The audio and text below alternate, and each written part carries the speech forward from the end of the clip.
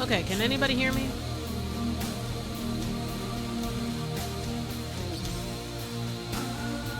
Let's see.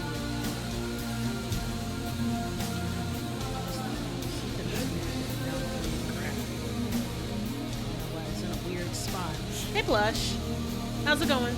Also, how's the sound balance? It's been a while since I've streamed. I feel like every stream I always have to. Music is very loud. Okay, gotcha. How about now? I feel like every stream I always gotta readjust settings. I cried. But how's it going?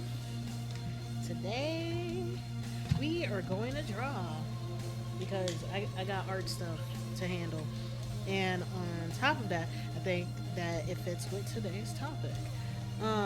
Plush, have you heard about the newest? There's an artist named Nanolis. Yeah, when I use Still Series Synapse when I stream, so my audio is always the same. Okay, let me write that down. Actually, write that down.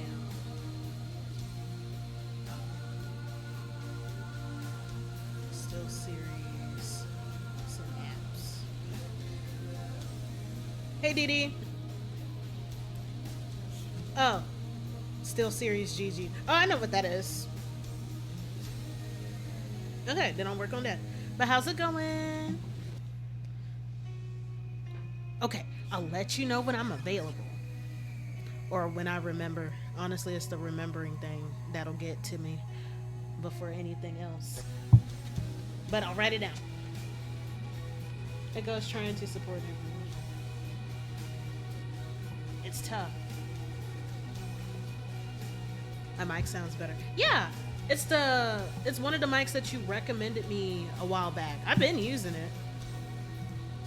It's just the sound balance.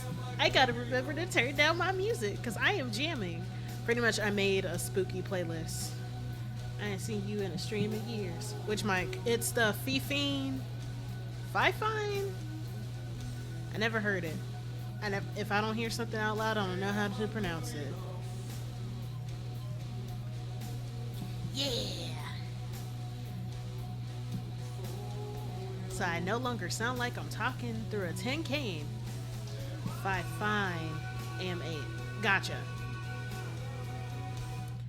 So now we're transitioning to art. Well, sort of. I'm pretty much, for those who don't know, actually, do I have Lumia's account name? I'm gonna find it real quick and I'm gonna give her a shout out because she's a new client.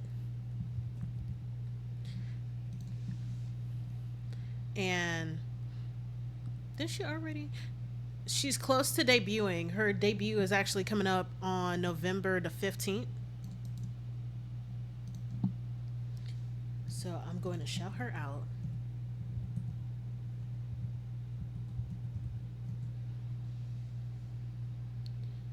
Oh, awesome. I'll make sure to show up to both.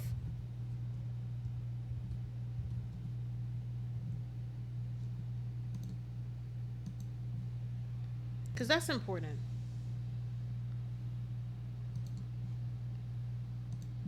You haven't streamed in weeks. Okay, so this is Lumia. She is a celestial jellyfish VTuber. And she's already been doing gorilla streams, but her official debut will be next month. So it's gonna be awesome.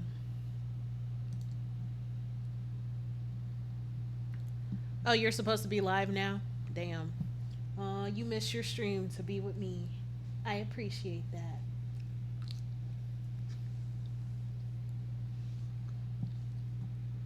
Now I feel special.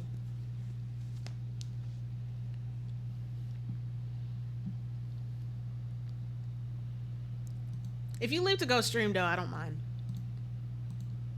You have an obligation to your fans. Now I'm trying to scroll and find the damn references for this.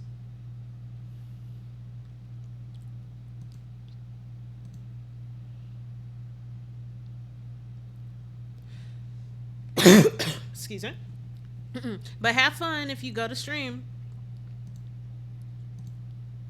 Pretty much, I'm putting the finishing touches on this.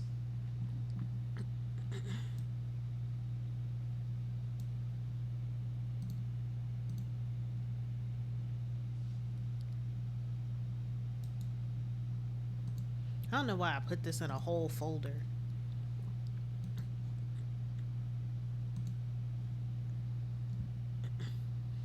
Gonna let my Discord know it's canceled today and just do it tomorrow. Okay.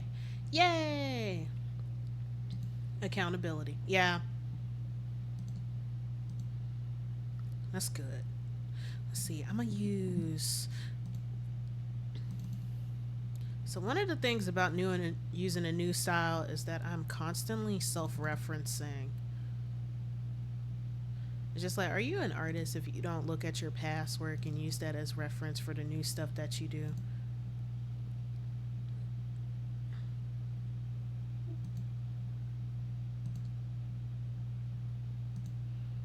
Okay. Can I reference you in a video about VTubing and designs? Yeah, you can. You fuck. You thought it was Discord. Ignore that. Okay. But also, you have my permission. Um, let's see. Let's start with the basics. Pretty much with this stream, with the art that I'm working on, I'm working on the shading because pretty much everything else is done. Ooh, we love layers. And then the thing that we're gonna talk about is the recent discourse because I'm a little bit of a messy person.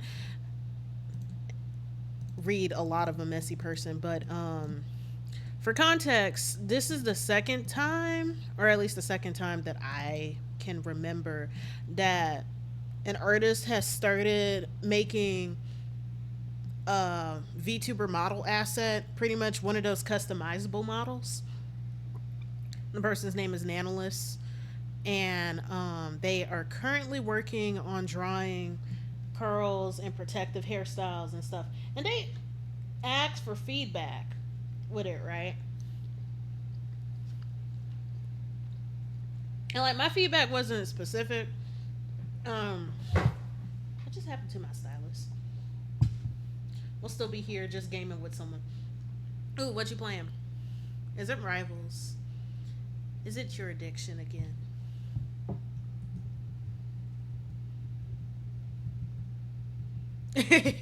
I know you so well. Who you playing as? For now. Blade. Yep, good choice. Let's see, multiply. But yeah, this artist named Nanolus is doing a new asset, which is pretty much it's too dark.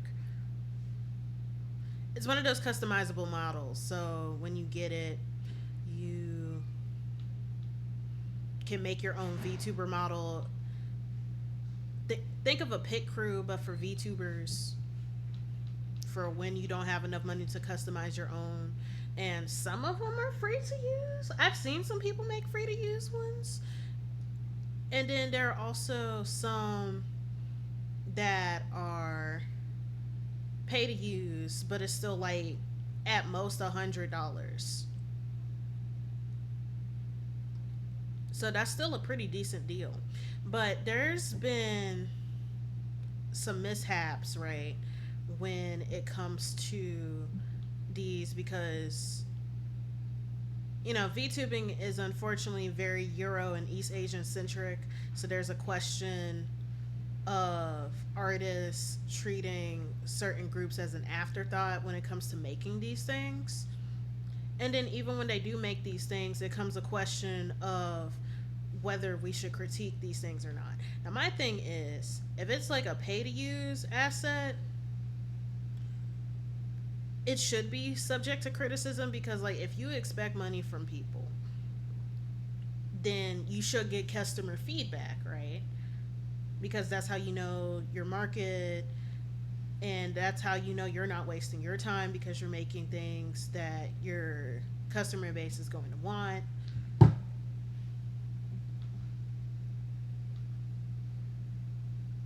But like even when it comes to it being free, I think that it still should be subject to criticism because one, it's art and you posted it out there. Like I don't want to be like, oh, you exist in public, therefore you should be subject to whatever kind of comment. But it's also like I find it very strange when artists on the internet want to be critically acclaimed, but they can't handle any artistic criticism.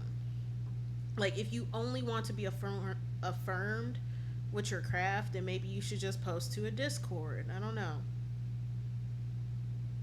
And I could be coming from a place of bias because, excuse me,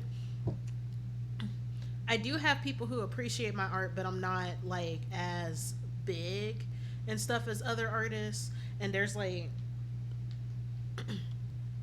this bad sentiment in online communities where it's just like, oh, if you get big and famous enough, then that gives people the right to say like anything and everything about you. I never liked that mentality because like just because somebody is famous doesn't mean that they're less of a human, and that really doesn't entitle anybody to like dehumanize them, right? Like be mature and be considerate, you know?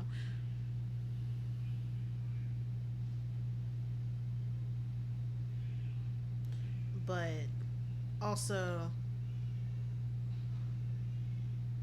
because this is your craft and you are posting it for public consumption, and that means it's going to be subject to public opinions. And I think that's something that a bunch of people need to come to terms with before they start posting online, especially if they're posting something online for profit. And the last time there was like a huge issue, the last time there was a huge issue with these models, these pre-made models that people could use, was when Suika made it. Suika is another major VTubing illustrator, and they made, I think, was it free to use? I can't remember because it's been so long. It's been like several months since this has happened, but it's still somewhat fresh in my mind because of the topic at hand. And there was a lot of complaints about the lack of black representation in there. And she talked about how she apparently planned to do that, but was having a hard time drawing the hairstyle. So she was like going to collaborate with an artist to do it, but it wasn't going to release until the second wave. And I think that was nice, or it was okay that they disclose their difficulties with it and the action plan that they had in mind to mitigate those challenges, right? But at the same time, it's kind of unfortunate that it's just like, you know, black people sort of have to be the expansion pack. Because I don't know. I am a little bit strict when it comes to being a professional artist, in the sense that I'm going to school for this and I'm spending money to go to school for this, and I've been in a space with professionals of different backgrounds and whatnot. So I guess I come from a different perspective of what's considered a proper artist or artist that's worth their salt and whatnot. Because online is very different from, say, gallery work, from museum work, from studio work, right? There's different dynamics when it comes to this stuff. Okay, so I need to edit the hair. Step away to cook. Back. Okay, I was pretty much talking about the model situation. I was summarizing it as, but back to cursed ass. Oh, Didi is playing Marvel Rivals right now. You're not gonna get on them for a good bit. Sorry.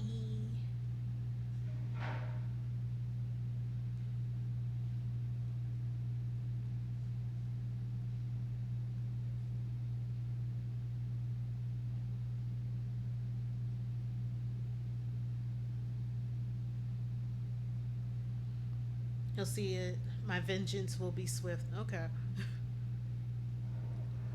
They think he the Batman. I was talking about how certain artists. See, I might put this in another layer. This might be too dark. I'm worse on the black man. Oh my god. I need to make a shading palette of the colors that I use so I remember what I'm using. Then let me use. This is lighter, so let me swap this. If I can figure out this first picture, then I can figure out them all because it's the same thing. Right. But pretty much I was talking about the issue with like the difference between studio and museum artists versus online artists and how some people post art like people want critical acclaim but don't want to experience criticism, or at least let's be more specific. In art spaces there's a difference between criticism and critique. Criticism is just saying I don't like it, but critique is more like engaging with it formally. I was just talking about the difference between white LGBTQ and POC ones. I feel like it's similar. Yeah. Especially in talking about fields like animation and stuff, it's a whole different feel. But then what's pissing me off about this situation with like Nanolis and Suika, I'm seeing a lot of black people who are insisting that black customers or the black customer base should be satisfied. Okay, so Suika is a VTuber artist, and a couple of months back they released a paid asset. It's like think Pit Crew, where it's like those pre-made VTuber models, and then now there's another artist named Nanolis who's making one. And I'm mentioning both of them because the situations are very similar. I was talking about how I know Suika was having some difficulty with drawing protective hairstyles and stuff, and said that she was gonna collaborate with a black artist to work on that. And then I don't know if they've released the newest version of the asset yet. But that's cool that you know them. I'm gonna be honest. Yeah.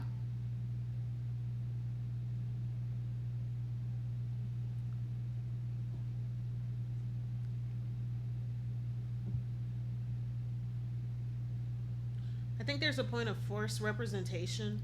I don't think so. I really do not think so. Define forced, actually. I don't think everyone's intent should be to include everyone. I can agree with that. But I definitely don't think that. I think things are sometimes better when they exclude others. Well, exclude. I guess it depends. I think it really depends. Because here's my thing. I'm very much I'm very Martin Luther King towards his death. Very Martin Luther King towards his death. I don't get it. Like, I guess I don't get what that phrase means.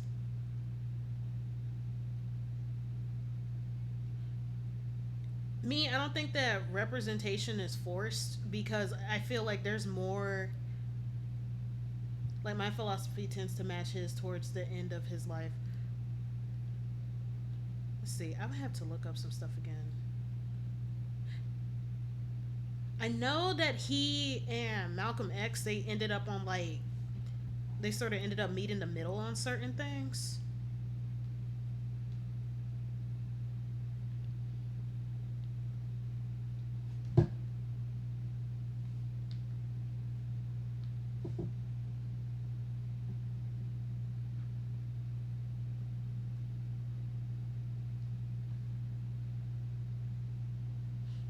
Push inclusionary stuff his whole life, and towards the end was quoted saying, did he move his people into a burning building? Yeah, but I guess it just depends on the context of stuff, right? I do think that there is an issue of people desiring. I wouldn't say it's necessarily forced inclusion. It's more like, or forced representation. It's wanting validation from non-black people.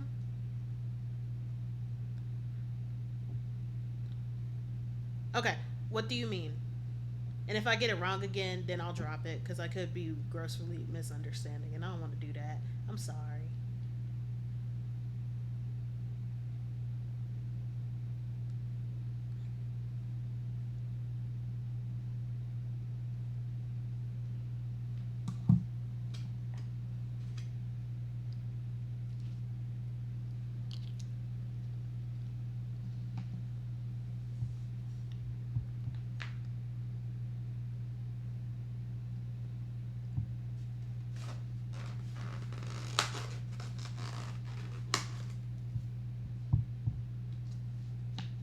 Hold on.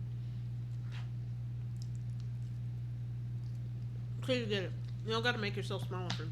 Oh, it's not even that. It's just like if I don't understand something, then it's not. But try again.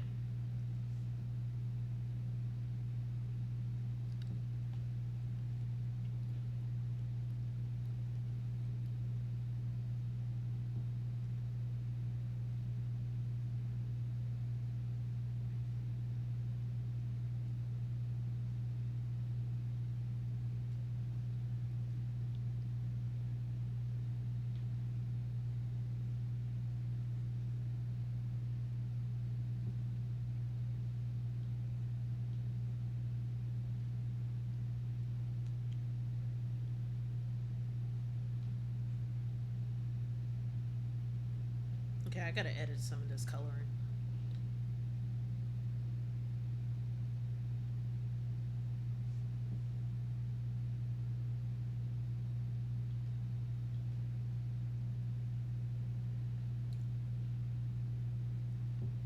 Are you typing it up?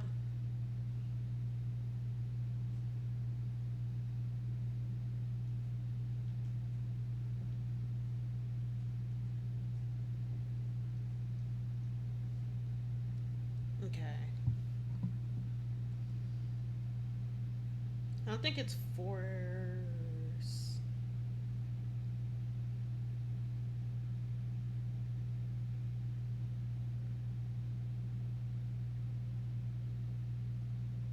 Okay, I don't think it's forced in the sense of companies because we don't get enough of it there. But I do think on an artist by artist basis, we do prosecute some for not wanting to make stuff for us or not taking the time to. We also take that as an ill intent when it's not inherently. If I just want to draw white people and that's what I like, as long as my rhetoric isn't hateful or valid, racism, it should be respected. I think I can't necessarily. Okay, so I semi agree, or veiled racism. So here's my thing. When it comes to somebody having a preference or a quote unquote comfort zone, because I've heard comfort zone be used a lot when it comes to, say, certain subject matter, um, to me, that's still racist. I feel like racism, like, it's a strong word, but it's still an apt description because. Where is it? Okay. It's a strong word, but it's an apt description. Because, like, here's the thing, racism is so heavily ingrained that people can end up doing stuff incidentally without even trying.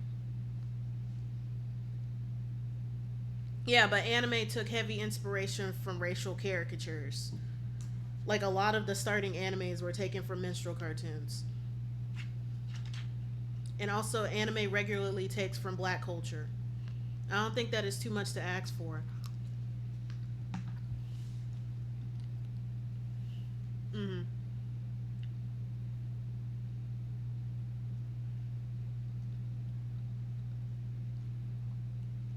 I agree, but wait. Gotcha.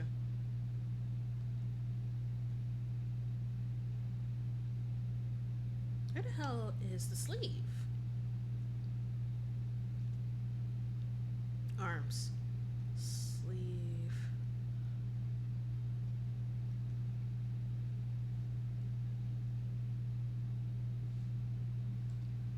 The anime aesthetic that we know today, Big Eyes, for all intents, looks like white people, right? But they're often supposed to be Japanese. This is just a part of my point.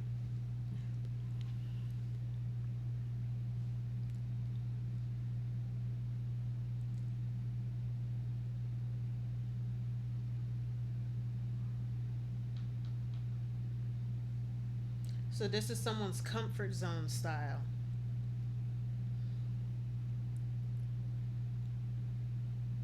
Mm-hmm. I'm gonna wait till you finish.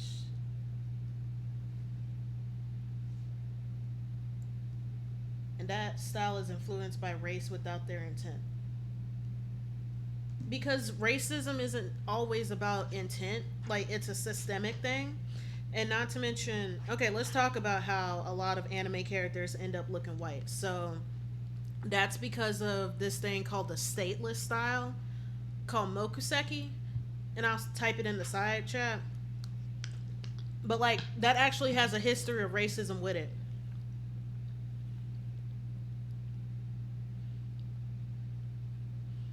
Cause you know how during World War II, how stateless style, hold on.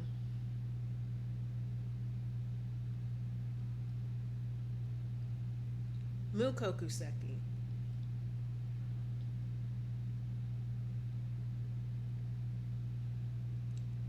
So this was during World War II when Japan were pretty much the Asian division of Nazism, right? They were the honorary Aryans. And around the Meiji Restoration, when they were westernizing and stuff, they started to adjust their art style and make it where Japanese people in artwork started to look more European because they wanted to be visually paralleled with Westerners. Because whenever they would draw somebody who was like Korean or Chinese, they would look explicitly Asian. But the depictions of Japanese soldiers and Japanese women and stuff, they would draw them to look closer to like British and German counterparts, and this was their way of legitimizing themselves as they were advancing, right? So, drawing Japanese people to look white or to be racially ambiguous, that's not like it doesn't have to be intended for it to have racist implications because of the history that it's tied to, right? But that's the style being racist. You can't someone wanting to draw stuff. Well, I wasn't saying that they were racist. I'm saying that what they're doing is racist, right? Now, if people tie their actions with who they are, then that's a whole other problem together. But it is okay to say that what's being done is racist, which most people do. Okay, then let's also talk about it from another perspective. So, in some ways, you are what you do.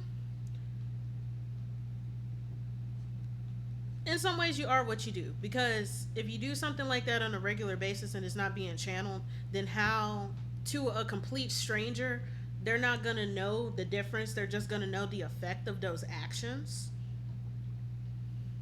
And I feel like, but I also feel like being a racist isn't like a permanent thing. Because, like I said, racism is so ingrained and stuff that people do this stuff without thinking.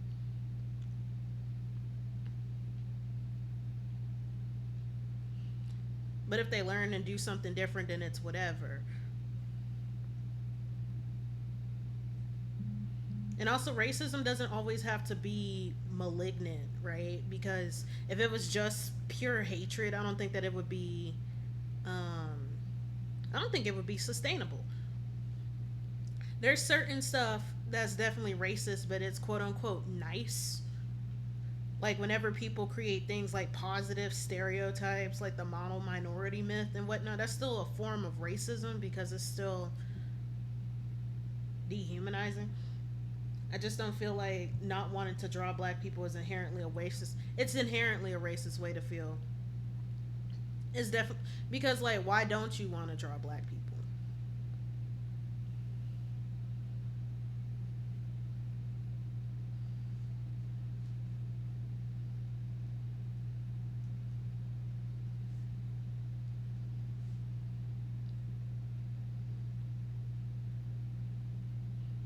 And then I also want to add that the preference, like if we were talking about drawing white folks specifically, like that's rooted in Eurocentrism, which is a racist system. Yeah, but who? Nobody said that somebody quote unquote. Actually, no. I'll say that you need to, cause before you came in, I was talking from the perspective of somebody who's worked with museums and studios and stuff. I find it very weird, hilarious even that a lot of artists online want to be held in the same regard as hi, don't mean to interrupt description. No, that's fine. Hi Misty, how's it going? I'm talking about art. I find it really funny that a lot of artists online want to be held in the same regard as people who work in a studio or in a museum, especially when there's like a lot of debate on stuff like traditional versus digital art or whether entertainment art is worthy, right? But then a lot of artists online aren't willing to do what is considered the bare minimum in the field. If I'm going to call myself an illustrator, that means that I could draw anything observable by the human eye, right? And if I'm going to call myself a character designer, even if I can't draw every type of character, at minimum, I'm going to know how to draw fat people, old people, and different ethnicities. That is considered the bare minimum literally everywhere else. You're talking about the Cubist movement? Okay, Plush, I am literally studying that right now. And the niggas, Picasso and his French friend, who were besties, they knew how to draw black people. The influences of the Cubist movement was literally came from African and indigenous mass. They were traveling to different areas and taking inspiration from black and indigenous people. Yes, they literally did.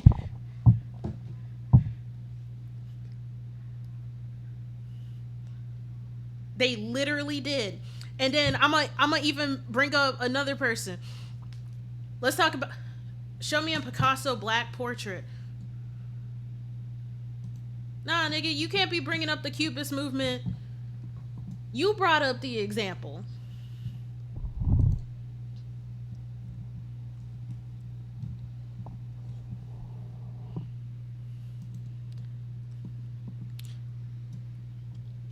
But no, oh, excuse me, drink something. Oh my god. But no, Picasso, and I can't remember the other dude because it was two people who was in charge of analytical cubism. Picasso mainly drew white women because he was a hoe. However, and he usually drew still lives. How to describe the Cubist movement? I know people have specialized art, but I admit people refuse to expand their art. Yeah, and you know you don't necessarily have to expand your art. Like the only reason why I'm this critical is because I'm mainly talking about what it means to be an artistic professional, not an artist in general. Hey, Pass. I'm doing good. We're talking about art while I'm working on a com. But I'm mainly talking about it from a professional perspective or like a critically acclaimed perspective. If you're a hobbyist, then I don't give a damn. But it's just like if you expect to make money from people or if you expect to be held in the same regard as like the quote unquote greats, there are some things that I consider the bare minimum. Picasso was a piece of shit. And a lot of the women that he painted were abused, right? But that's not that's whatever. That's like a whole other thing.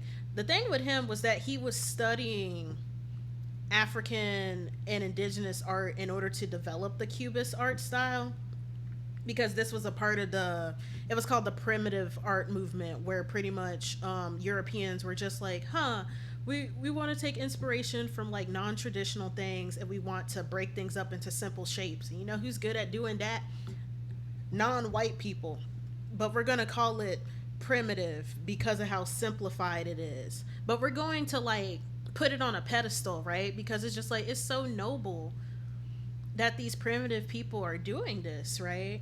Because they don't even look at our art as just art. Yeah. So that's like one of the downsides of that shit. Like black art is held, black and indigenous art is held in a high regard and used as a jumping point for like several art movements in the early 20th century. But at what cost? We get infantilized. And then I'll also bring up some other artists, right? There's this dude named J.C. Leyendecker. I've talked about him in another stream when talking about this subject matter, actually. When it comes to representation in art, that nigga was racist as hell. Like, he only depicted black people as servants,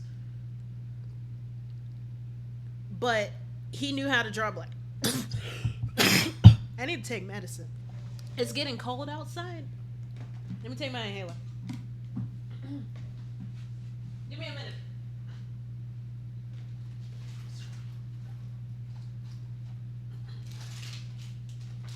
I'm gonna finish talking.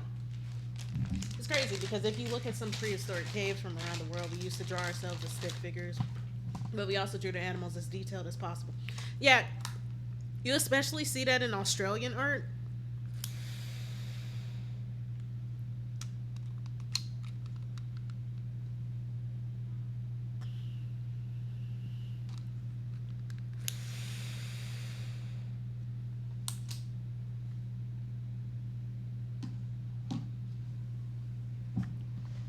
Okay, I'm good. Let me drink something. Okay.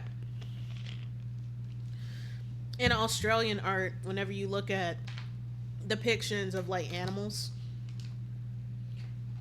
it would actually be technically anatomically correct, but instead of drawing in a 3D form, you know how whenever you flay a bear, like you know those bear rugs and how it's cut open that way? So it's like a flayed animal that's been laid out flat. And that's what it ends up looking like.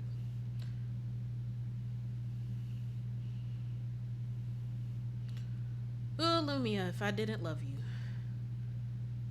If I didn't love my clients. Because there's some stuff that I'm willing to do for a client, but not for myself.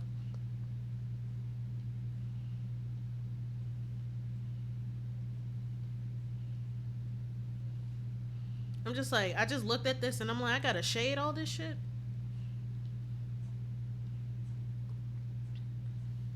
Like, okay. But, artists before the internet were willing to look at other subject matter and research things and engage with things outside of themselves to enhance their craft, even if they were a piece of shit who like saw minorities as beneath them. Like, a lot of art greats were racist, but they were still willing to research and experiment, and that's pretty much the thing that I wanted to sort of send home. You can't be racist and incompetent, to me. You gotta pick one.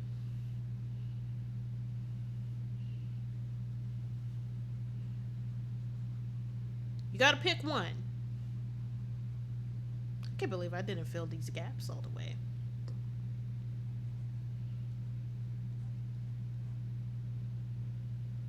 But what else?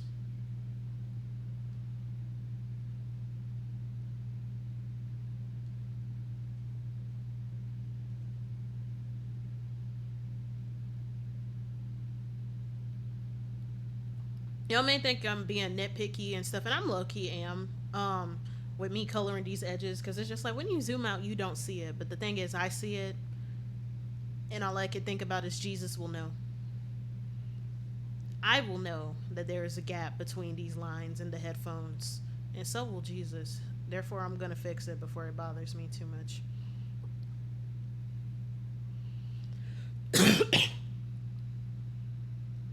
If I cough again, I'm gonna take like a 5 minute break and make tea. Cause good lord, I want to live. Please, please. But no, Plush, I wasn't shit on you. It's just I'm strict. My thing is, I'm taking out.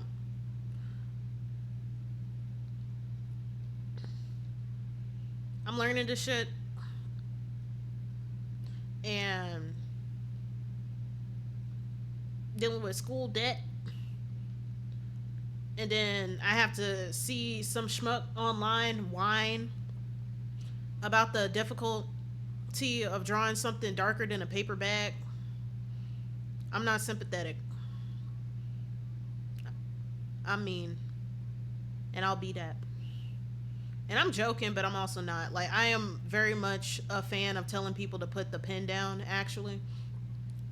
Because, like, here's my thing. While non black artists cry about how hard it is to draw somebody with Negro features, black artists, they get harassed for trying to be diverse with their work simply for existing, because how dare you try to give minorities visibility. And somebody simply asking, because like here's the thing, the other reason why I didn't agree with the force thing is that half the time people just be asking. A lot of folks aren't even like yelling at people. I do think that there are some folks who do yell. I'm not denying that they exist, but the number of people who yell versus the people who are simply asking or even begging or even begging, like the ratio is astonishing, which is why whenever people are like, oh, these black people are foaming at the mouth and stuff, like I can't even take it fucking seriously, because even if there is one, there's like 30 other black people who's just like, yes, thank you and stuff. And that's why I brought up the nanolist situation, because that's exactly what's going on right now. So I talked about Suika and how that was like the first instance that I witnessed it. It could have been some other situations like that before. But Nanolist is now another non-black artist who's working on a VTuber model that's like paid to use, and you could customize it and stuff. And that's cool.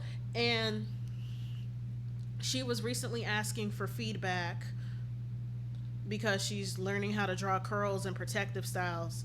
And my thing is, what I commented under it is, hey, there's no such thing as POC styles. It's okay to say black. Because I feel like a lot of people are afraid to say black for some reason. I don't know why. Black is not a bad word. It is not a bad thing to be. Yes, our experiences suck due to systemic racism, but like we could still have a good time. Nanolist did that? Or was it Suika?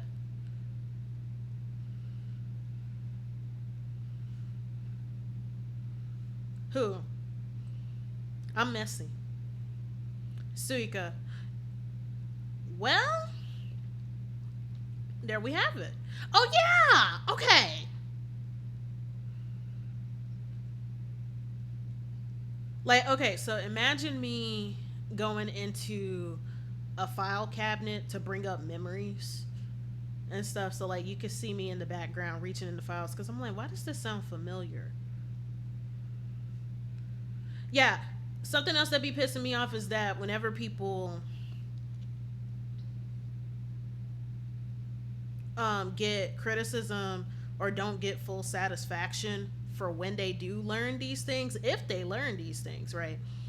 They they're only receptive towards people who like who beg for it or who jock ride them for it. And I say jock ride because I don't know. I think it's nice whenever people learn how to draw folks different from them. But like as somebody who comes from a more traditional art background, that is literally the bare minimum. So I don't believe in like applauding people for doing something that you should already know how to do. And if you don't know how to do it, like you should be in the process of learning how to do it because that's what being an illustrator is about.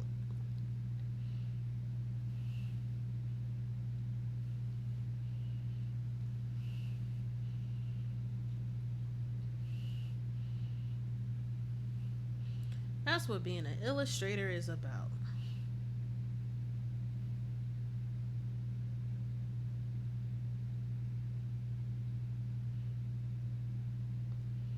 So like seeing Nanolist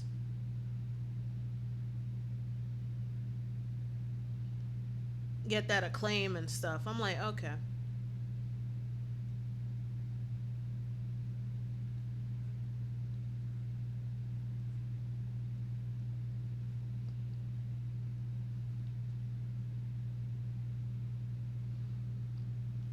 But no, I'm sorry.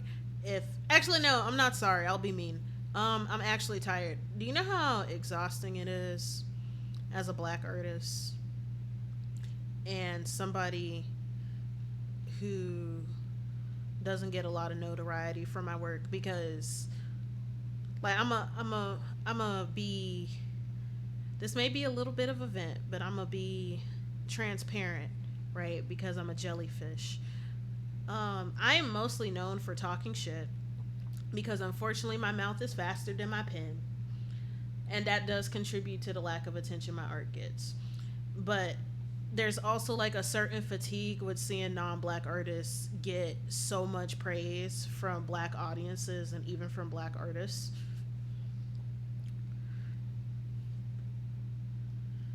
especially when said artists usually do not give us respect or notoriety, especially when it comes to like anime spaces, right?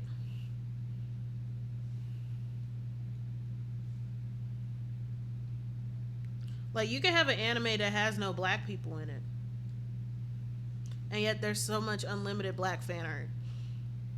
And this isn't to say that oh black edits shouldn't exist or whatever because like at the end of the day it's still fan art and people want to see themselves. But at the same time it's just like we also complain about anime taking from our culture and stuff, but then we turn around and give it reverence by claiming non-black characters as black just because they got a fade or just because the show uses Jersey drill music. I'm talking about Down to Dawn. That's the part that gets me when they are completely disrespectful to us. Because like what? Because I remember when there was a clip. What's the name of that group called Freaky Nuts? And they were taken from Jersey drill. Hold on, let me ban somebody. When they were taken from Jersey drill, and then they took from Afro beats to make a opener for another show, right? And somebody's just like, well, look at all of these music references and stuff. Why can't we claim these characters as black? And it's just like, it's not necessarily a whether or not you can. It's like, why would you... Should we make black edits of the fucking Kardashians? Or of K-pop groups? Whenever they take our shit?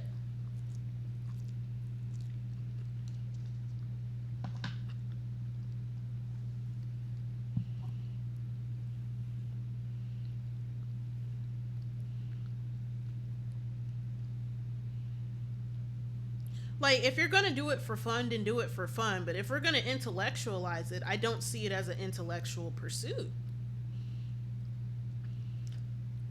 Because fan works, right? Those are that's free labor.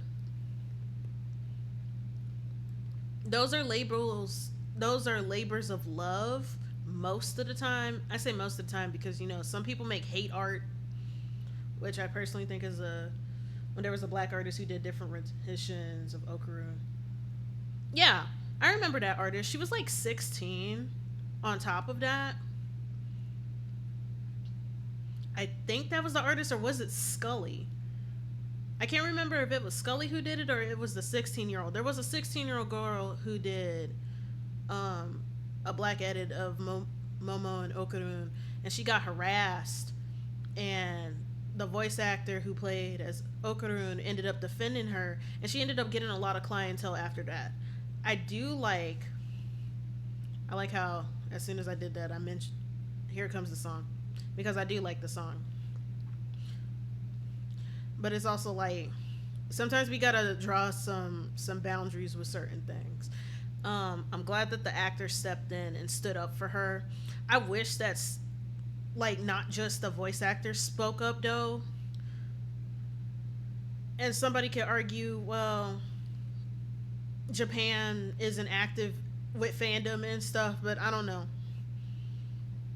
I'm not asking the mangaka to say something. I'm asking like Crunchyroll to say something, especially when the voice actor himself was like bullied off of Twitter and stuff. Like people think that it's okay to harass your staff, and also if your staff is going to be making convention appearances, I think that you should make it clear that this kind of behavior is unacceptable because that's also a safety issue.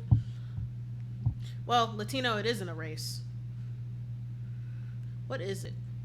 There's like a specific word, but I keep forgetting what it's called. But it's not a race. Oh yeah, I forgot. You're from South America. I can't remember where all of my ooms are from.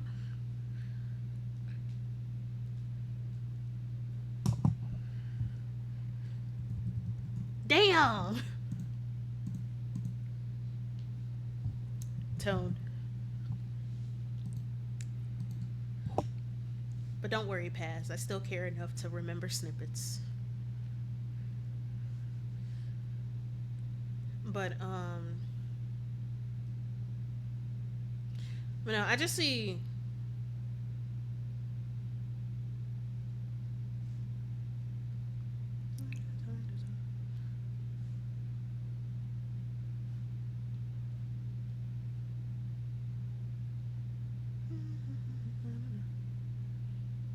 Damn, I consider myself Afro Latino because I do have black ancestry while also having indigenous ancestry as well. That's cool.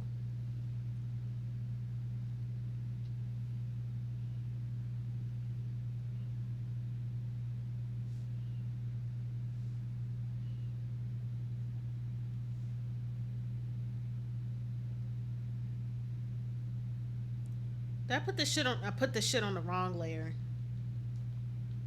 We love it. Love it when that happens.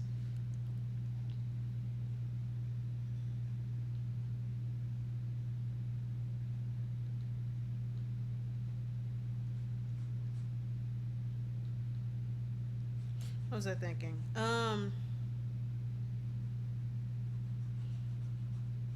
Fan art and stuff. That's labor of love, and you're doing free labor for people who don't.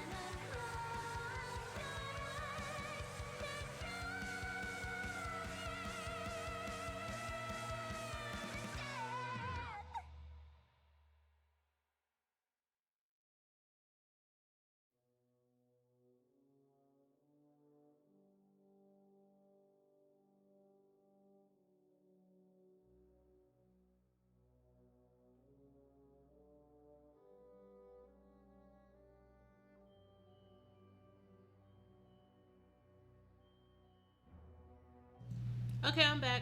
What I miss? Did y'all do anything stupid? Were you good? Did you behave? Do I have to kill you? Thankies. Nah, we just chilling. Good.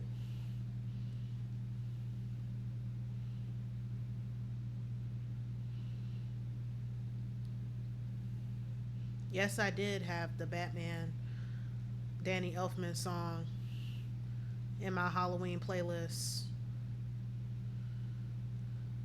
because any Batman movie is great to watch during Halloween, especially the new one with Robert Pattinson. It literally starts on Halloween.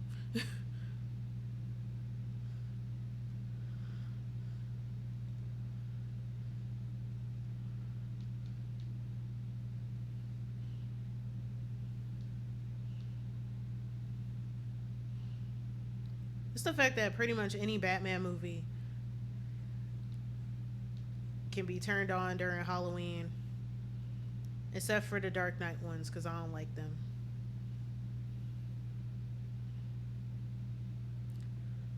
Like, I'm sorry, guys.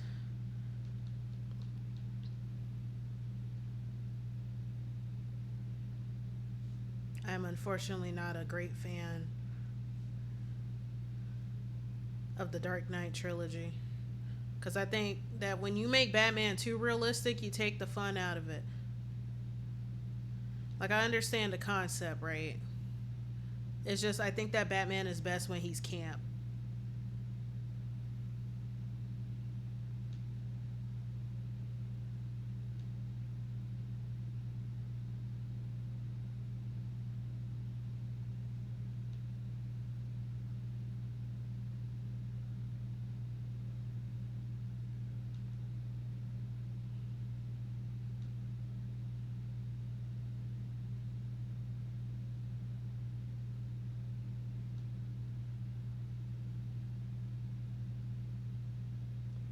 You know, I've seen this movie before. I can't remember if I talked about it, but I've seen the Rocky Horror Picture Show before, and I was a little bit disappointed. But and it wasn't necessarily that it was bad, but I feel like I wasn't primed.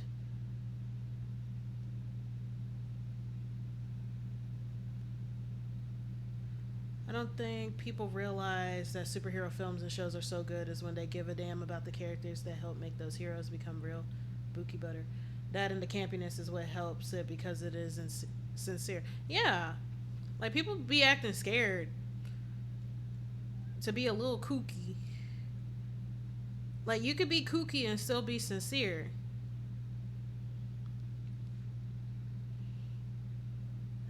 It's also why I love tokusatsu. That's the genre to describe the Sentai stuff, right?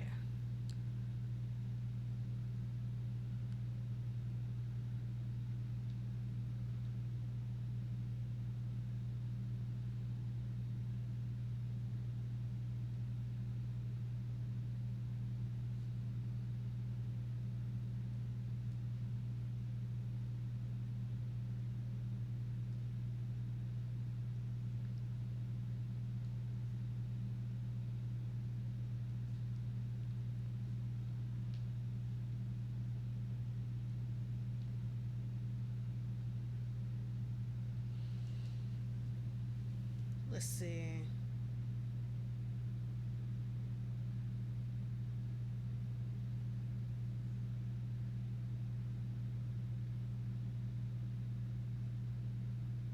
Did I make a folder for like the shading thing?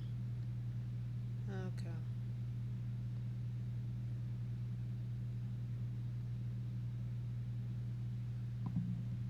Yes, you're correct. It is where Super Sentai is from.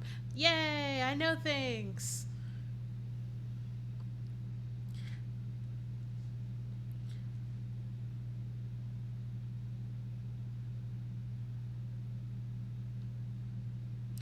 But no, when I went to go see Rocky Horror Picture Show with a friend, it was at college, so it was a college event actually, because it was just like, y'all want to watch the Rocky Horror Picture Show? And I was like, okay, because I never saw it, and it's like this is a queer classic, and I'm not familiar with it. I know who Tim Curry is,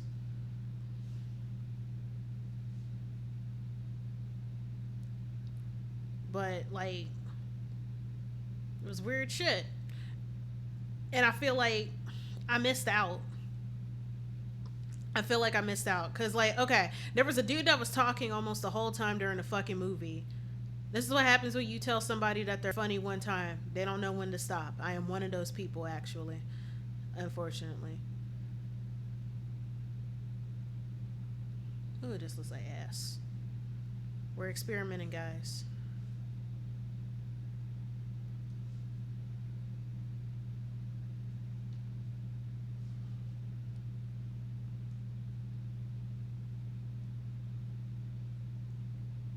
Glow dodge. Color dodge. Soft light. Damn.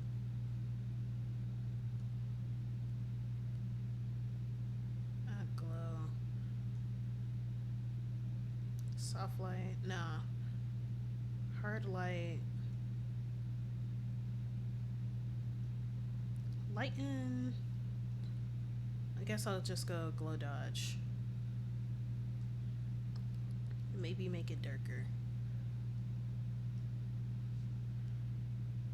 Actually, I'll make the lighting yellow, but make it a warm yellow.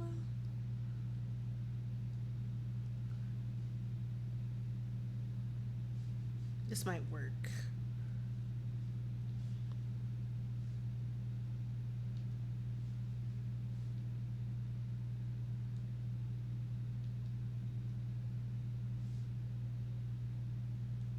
You know, when she first said "all black like Neo," I'm like, were you talking about the R&B singer? But then I had to think. I'm like, oh, she's probably thinking about Neo from the Matrix. I'm like, the fuck you mean all black like Neo?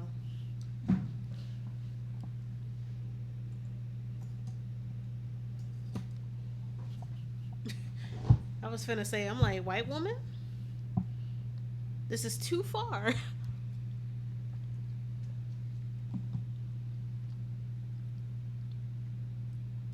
Sorry, I'm eating cheesecake.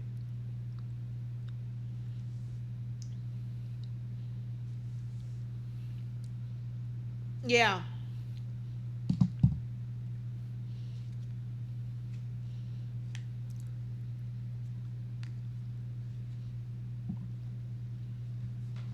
I just realized that she fucking sampled Sans, or technically Patrick.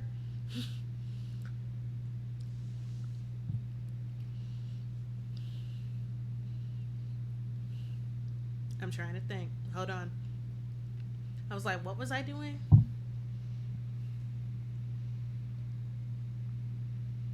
I know I forgot something. I forgot to add blush. But to be honest, I don't have to add it.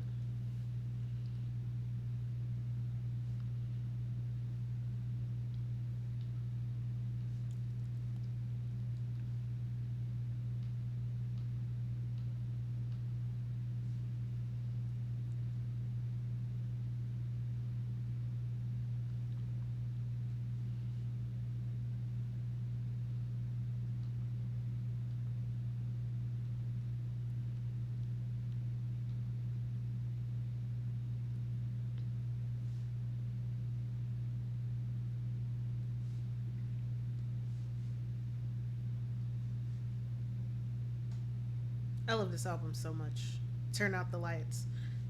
There's somebody who's making a video about music and how it like affects people and shit. Like the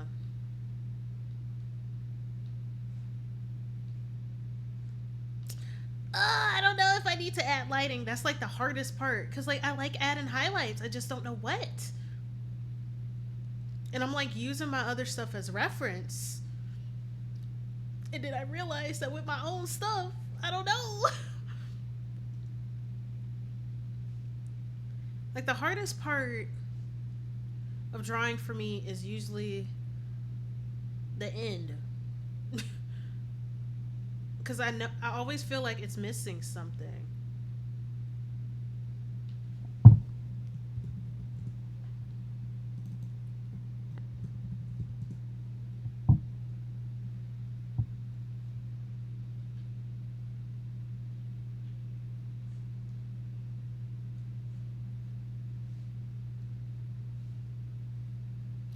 Oh, who's raiding? I see Lotus. Oh my god, thank you for the raid.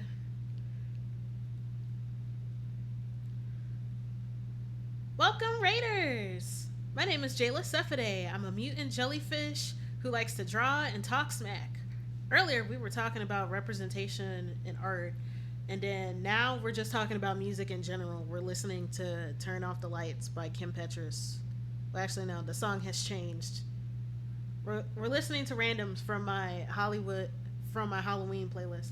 But how was stream? What were you doing? Thank you so much for rating.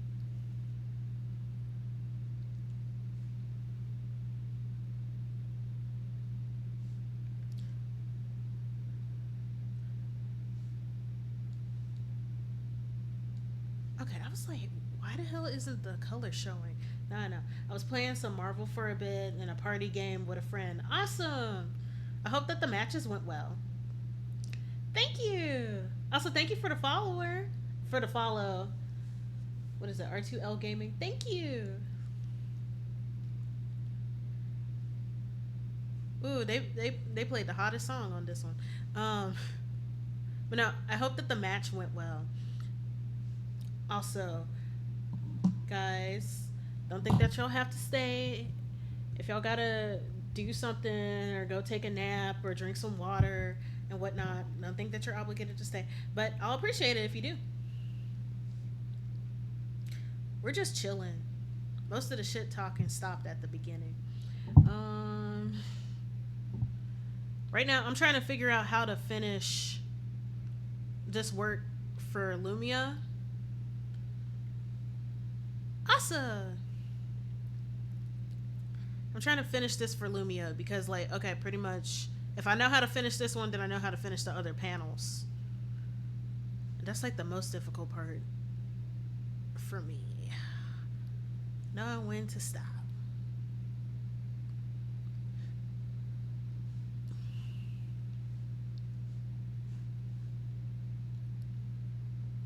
Also, this Halloween playlist, you will be hearing like horror musicals. This is the best song of the Jekyll and Hyde musical. Well, it's not the best, but like it's top tier. At some point I need to make like some tier lists since I like to talk shit about things a lot. You don't hear the music? Hmm. Something is wrong then. Wait, was music not playing in this the whole time? You know, I'll be back. Give me just, well, not I'll be back, but I'll fix it real quick.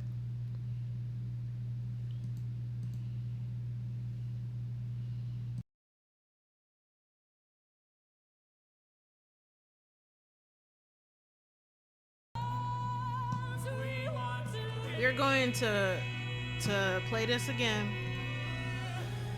We're gonna start at the beginning because I'm gonna put y'all on peak. I'm actually upset. Pass, we're gonna fight, actually. We're going to fight. It doesn't matter because, like, in VODs, it doesn't play the music anyways because, you know, copyright. But, like, pass! Sometimes I can fight my chat. I'm like, what's the point of y'all being here? Y'all not even trying to be my captain's log?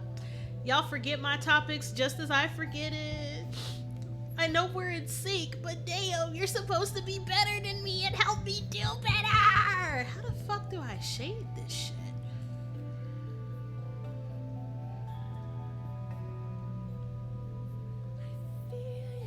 But this song is from the Jekyll and Hyde musical, which is pretty much an adaptation of the Jekyll and Hyde movie. That was like one of the black and white movies that came out back in the day. And the reason why I say that is because it is not accurate to the book, and it has a love triangle in it that was not in the book, but it was in that movie. And to describe the situation, so Jekyll and Hyde, as it's depicted in the movie, Dr. Jekyll. Oh, thank you for the follow, Insomniac. Insomniac Grim. Is that the way to say it? I want to say it right. Correct me in just a minute. Oh yeah, I got it right. But let's see. The original Jekyll and Hyde movie, it was pretty much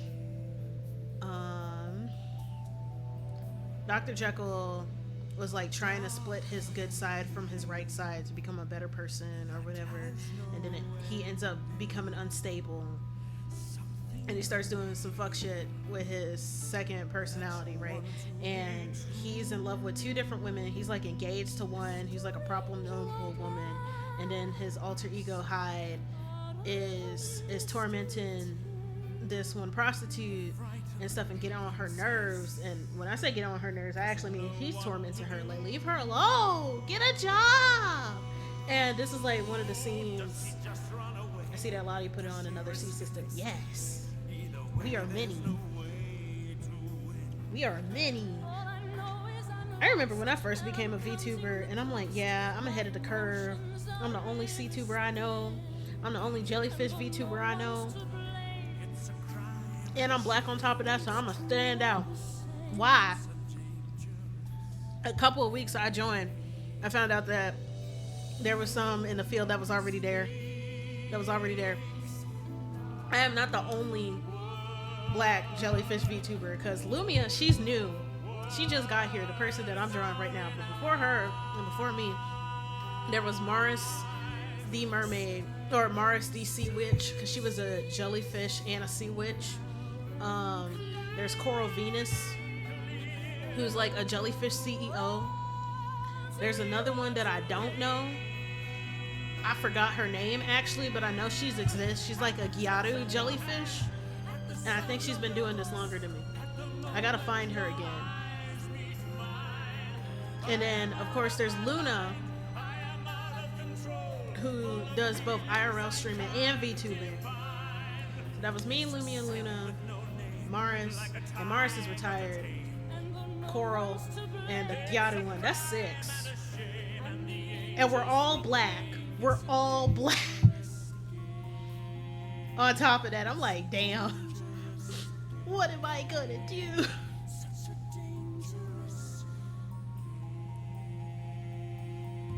That's hair. I just need a little bit of tone. I just don't know where to put it. If I can figure that out, then I think I got it.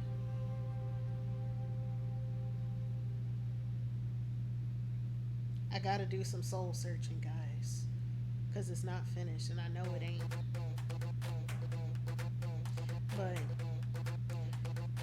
pretty much during my streams, I usually draw and I talk shit.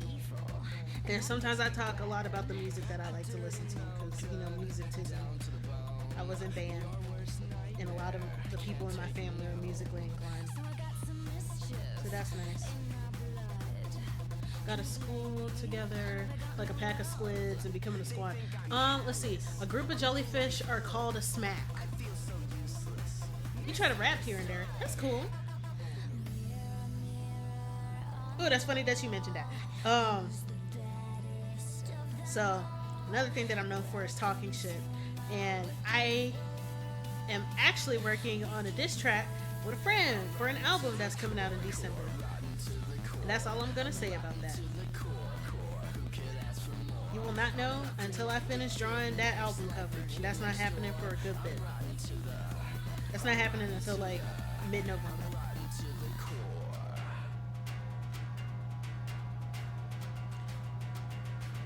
That's it. That's all you get to know. Have fun with that information. Maybe I should layer tone over the hair. Ooh, wrong.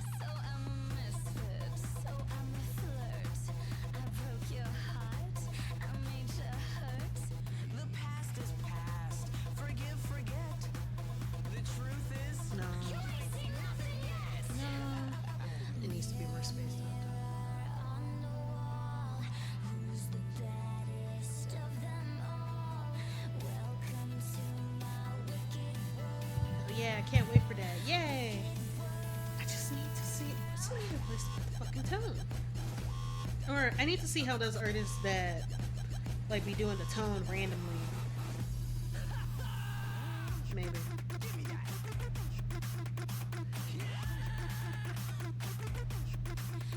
I just don't know how to execute it because it feels weird. I try to be intentional with things.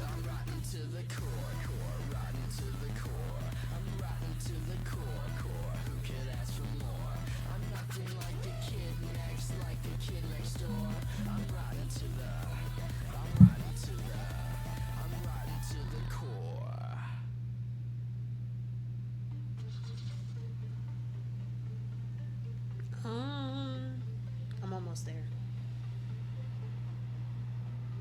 And then once we finish this piece, we'll be moving on to other things because I got to send that to Lumia for feedback. For those who don't know, I'll give her another shout out. Lumia is a celestial jellyfish VTuber,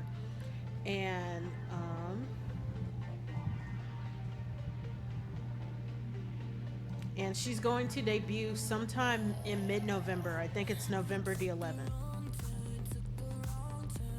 or the 15th. It's the 15th.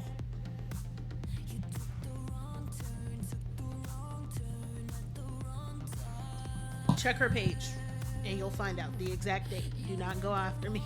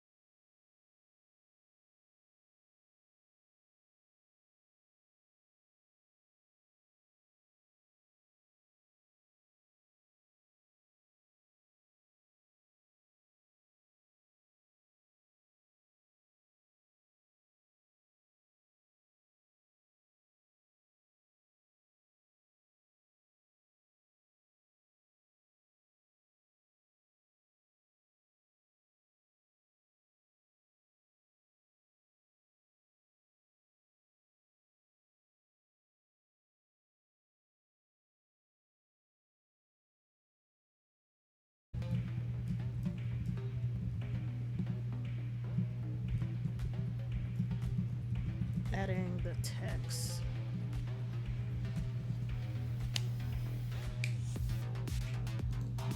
Okay, we're gonna save.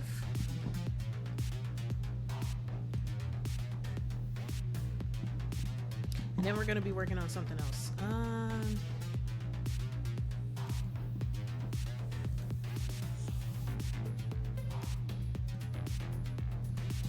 Something that I was working on. I'm gonna be working on merch. So my school is having a holiday store for my school is doing a holiday store for art students, and I want to get in on that because I need money. So I am in the process of learning how to do that.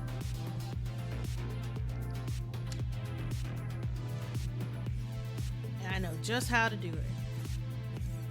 Sort of. Sort of. Emphasis on sort of.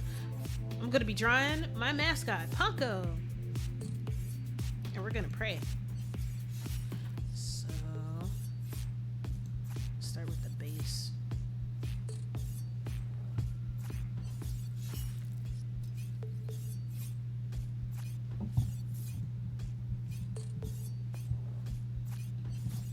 Did I put the entirety of Turn Out the Lights on this? I probably did that. Okay.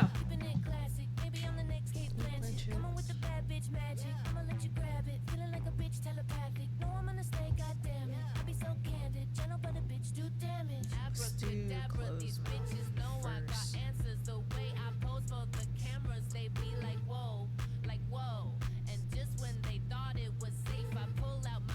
Wrong pen.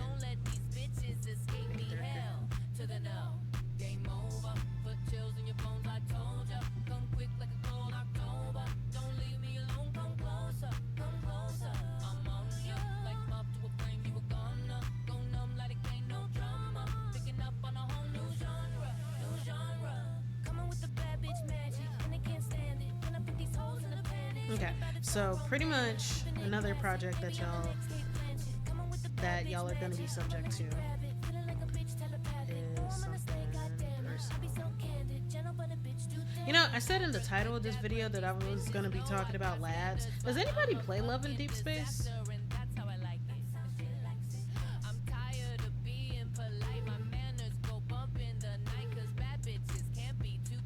Nah, I got a penis. I mean, there's dudes who's playing it. This might be able to work for your 100 girlfriends thing. Do it for debate plush. Although there's been like one specific type of guide that I have yet to see, and I actually want to see it. I need power scalers to get into Love in Deep Space. Not a whole entire group, but maybe 5 at most.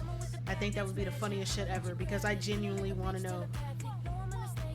Oh my, I do enough house husband shit on my stream. Fair.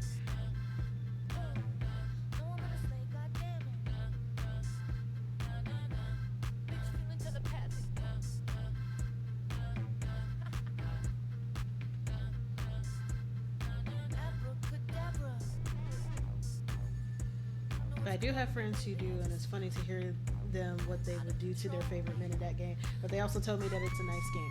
I say that the game, it has a lot of good stuff about it, but of course everything is subject. Like anything has room to improve. I'm actually of the weird group of people that came for the combat. That, and they also told me that the period tracker is very accurate. Yeah, they teamed up with a bunch of gynecologists in order to make it. Also, Jayla 100 GFs is going to be opening submissions for junior members soon. What date?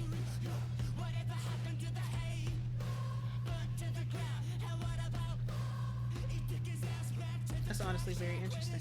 Yeah.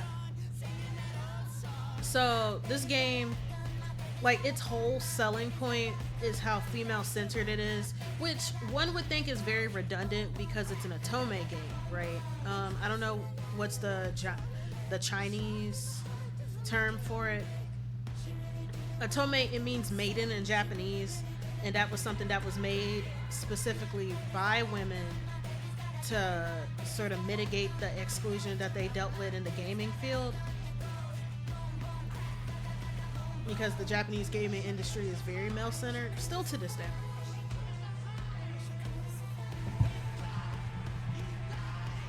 I don't got a date yet. I'm working on the graphics and stuff, but I can send a form when it's fully ready if you want. Okay.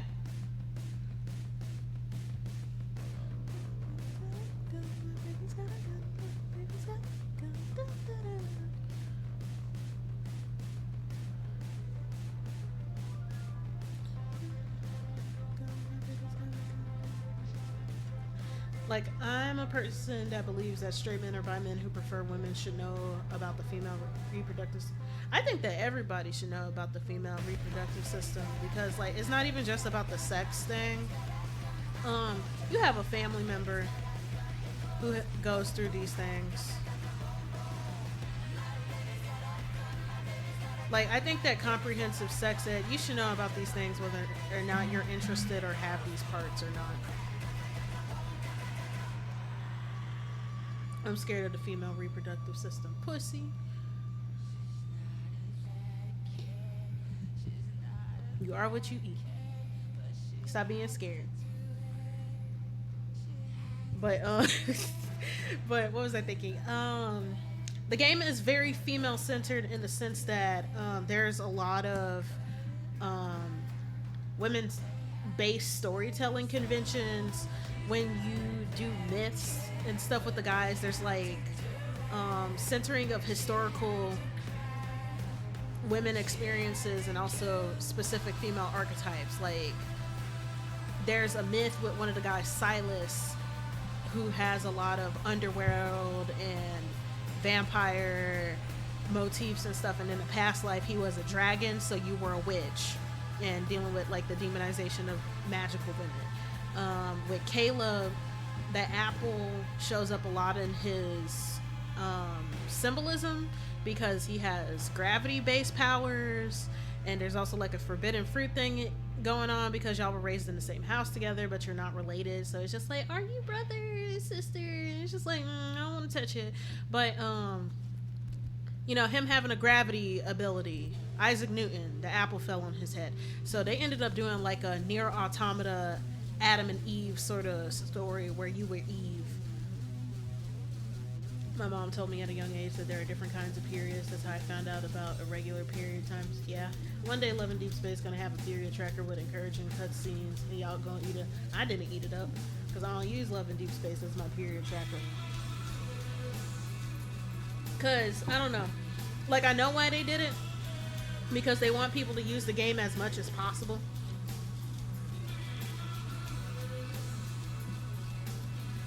But also, like, I got PCOS. And, okay, so full disclosure. Oh, they have that. Yeah. They have a period tracker, Plush. And the guys, they'll even, like, have specific voice lines and stuff. Like, one of the guys is literally your primary care doctor. So he will be giving out health tips. And the other guys are just like, hey, is there anything I can do to help you out to make you feel better? Like, they already did it.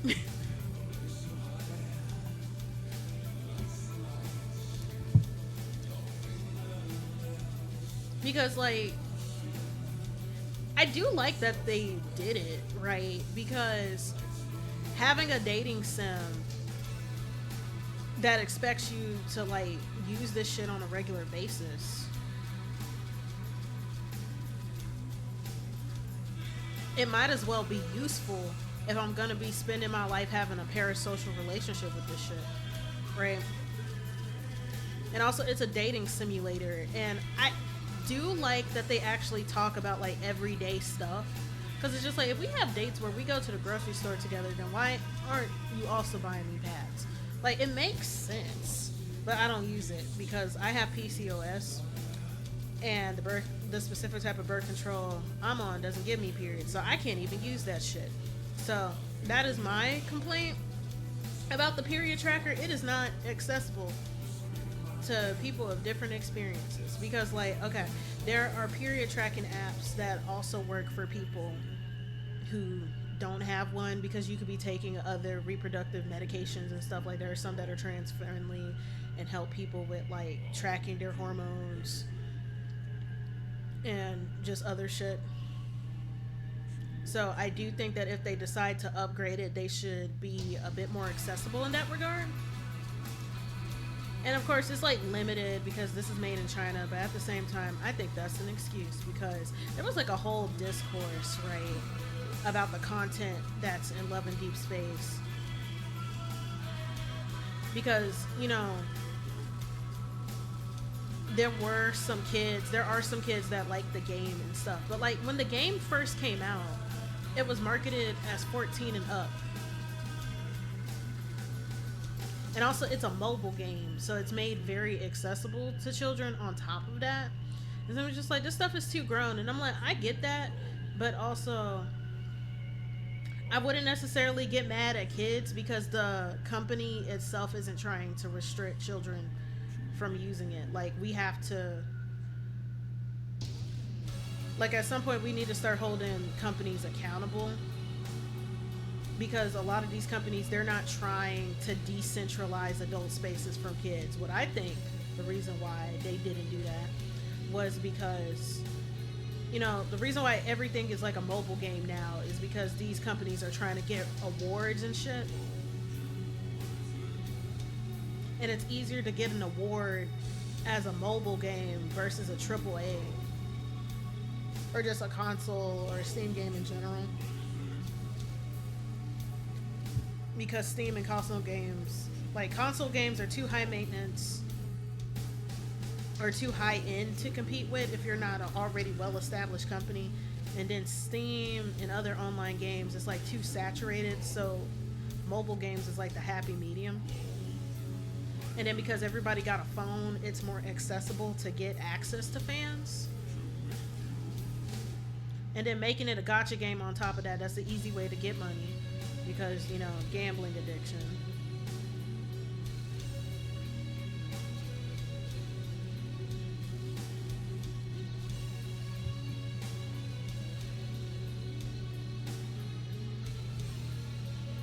And then also easy access to data.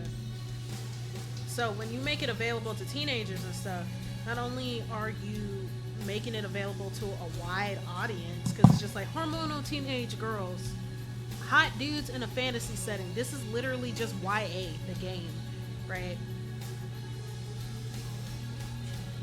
It's YA, the game. You'll be getting people from ages probably 12 to 48 into this shit.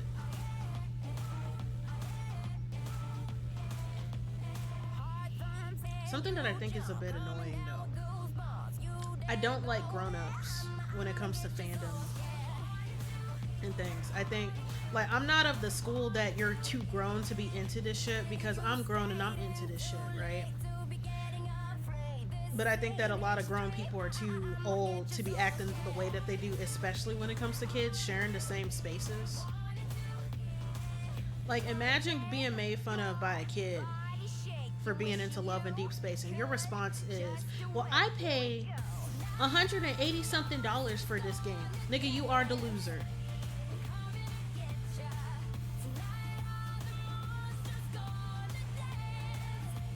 You just decided to flex on a child by saying that you're a pay pig for a company. You are a loser. Like, being a whale, that's the term that's used for people who spend a lot of money on these games. That's not something to be proud of. Like, the 12-year-old is right. What do you mean you're spending a light bill on Love and Deep Space? And then if you're black and doing that, that's shameful as fuck because this game can't even get the skin tone lighting right.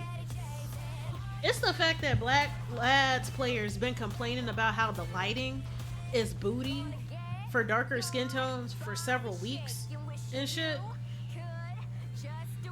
And you know, I can't even be surprised because the company that developed it is Infold. They're the guys who made the Nikki series. And in the Nikki series, it's a dress up gotcha. They used to have it where your stats would change depending on what skin tone you had. And darker skin tones had the sexy stat. If being into a game intensely is embarrassing, then it's not how much you spend. The game just embarrassing. Nah.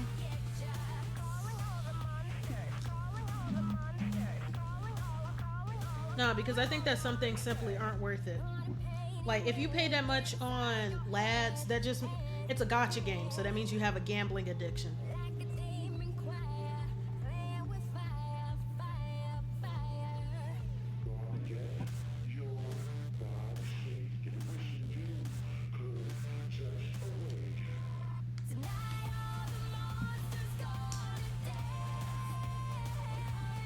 None.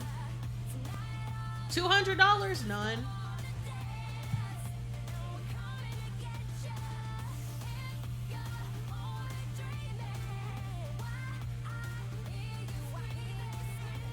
Hell, $200 a month? None. Because some folks be paying. Did you know that apparently you could become a VIP member if you spend a lot and get like exclusive things? So I kind of get the investment, but the thing is, we don't even know the actual amount that you have to spend to be considered a VIP spender to be getting invited to these exclusive events. And also, if you're outside of China, they're likely not gonna give a fuck. Which is crazy. Well, it's not crazy, but it's like annoying because it's just like, how dare you? I'm actually tired of some of these companies who want an international audience, but then they don't even do what I consider the bare minimum. Because, like, okay, they got a couple of different skin tones, but it's only like 4 darker skins. That isn't just like, there's like 6 shades of pale, and then there's like 4 shades darker than pale. And then if you get to the darker end, lighting is a bitch whenever you start doing the memories and stuff. Like, half the time you can't even see your character if you're like Lapita shade. Like, I'm lucky to be a mid-tone.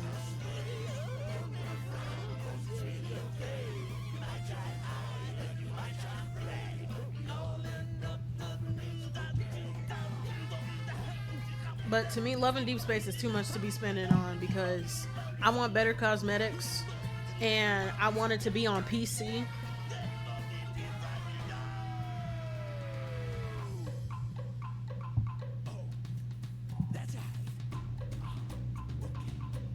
I want better cosmetics and I want it to be on PC, and then we'll start talking.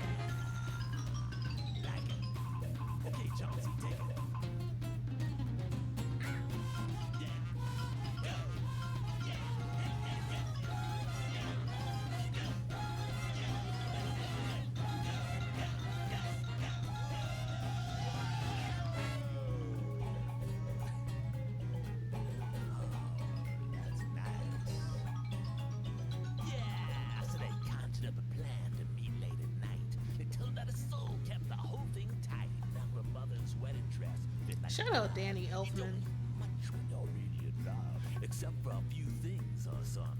Like, y'all don't understand. When I found out that he was actually one of the singers of Oingo Boingo, I felt fucking stupid. Because that should have been obvious. But I didn't listen to Oingo Boingo like that. I knew about Weird Science, but I didn't hear his voice enough to really know. And also, it had been years since I've listened to Weird Science. I only saw the movie Weird Science one time. Now when she opened her eyes, she was dead as dust. Jewels were missing and her heart was bust. So she made a vow lying under that tree. Because he's the singer of Oingo Boingo who made Weird Science and Dead Man's Party. And Tim Burton keeps hiring him for stuff. Rightfully so, because he cooks.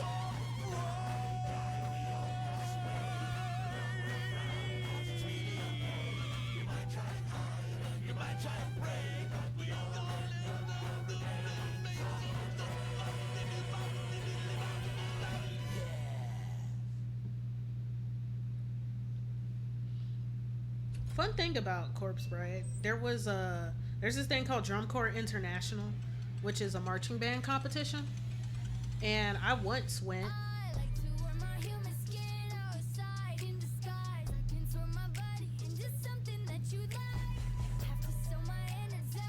and their show was called the Drum Corps Bride, and it was really good.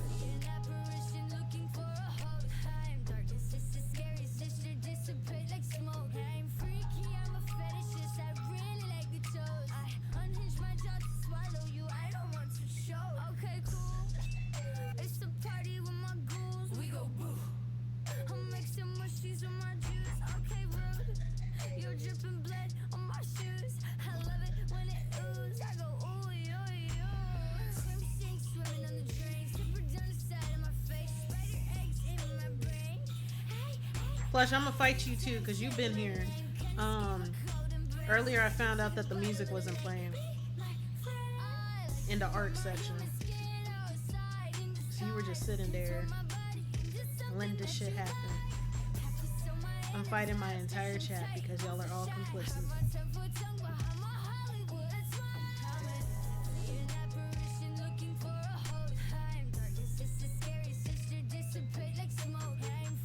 Nigga, I don't know your intentions.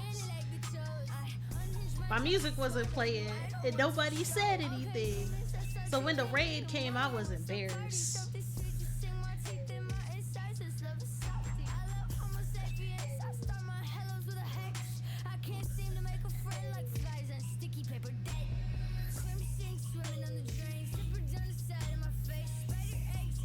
Yeah, I know. I assumed it was what you wanted. This is why you gotta ask a lot.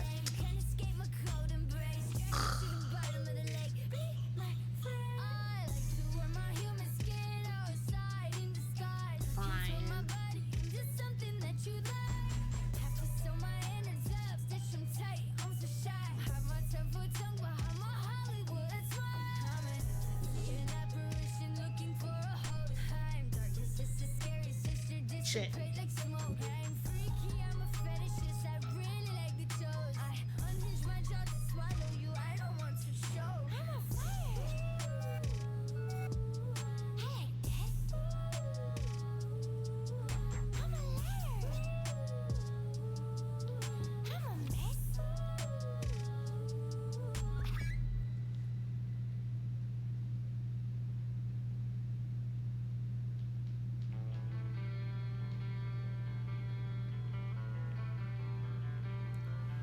But at least we got the mood. We got the mood right.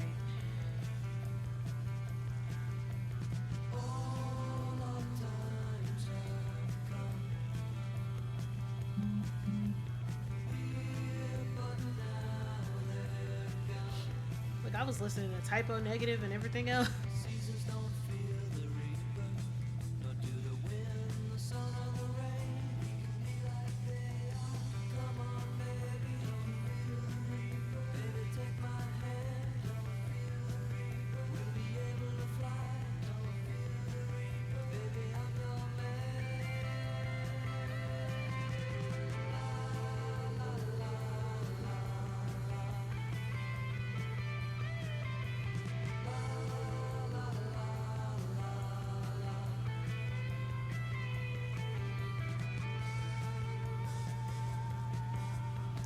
Look at my abomination Paco. I found him in the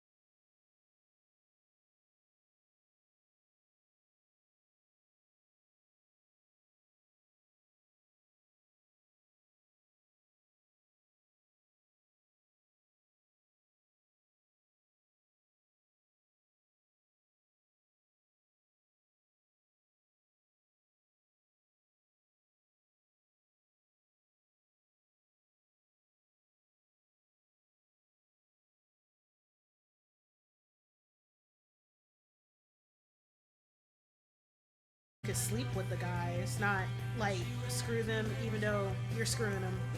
You're screwing them. Oh my god, the newest update. The newest update. There's with the newest event that they're doing, it's like a banner of memories, because sometimes it's either an AU, so alternate universe where you hang out with the guys, or it is canon to mainline, but it's like a basic scenario, right? And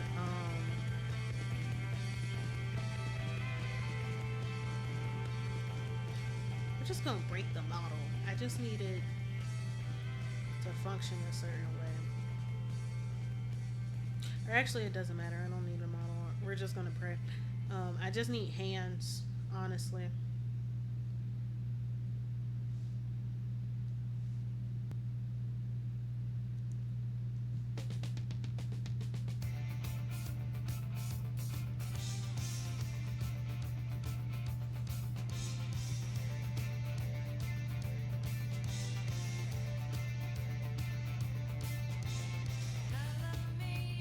What was it thinking? Oh, I'm trying to think. I want to cry.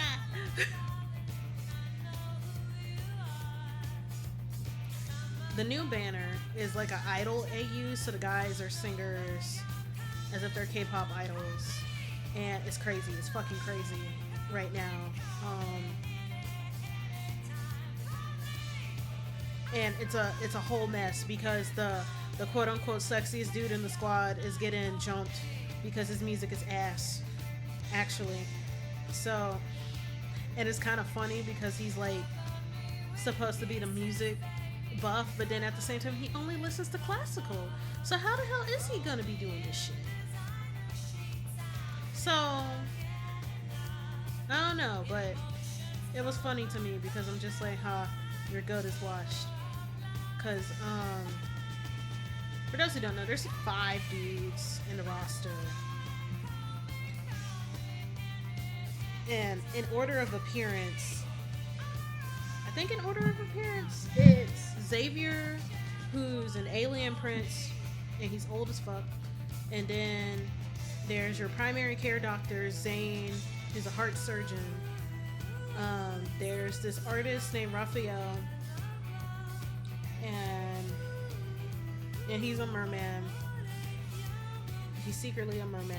And then there's Silas, who's a gang leader, and then there's Caleb, who's your childhood best friend, and he's in the military. And the way that I would rank the guys, so Xavier is my boyfriend, and Zane is my husband, and Raphael is the bestie, and Silas is the homie, and I don't like Caleb. I do not care for him because the tropes that he got, I don't like him. I don't like him because he be on that yandere shit, and I'm a thugdere. I will kill him because no, I don't. It just gets uncomfy sometimes, and I'm like, no, I'm gonna leave. But they're idols, and Silas is like the most popular in Western spaces because he represents that Western masculinity with the machismo, and he's like big and tall, pretty much alpha energy. And the funniest thing about it, he does not act that way, which great, because like, oh my god, I was so pissed off when he came out because he disrupted the whole aesthetic, because it was just the first 3 guys.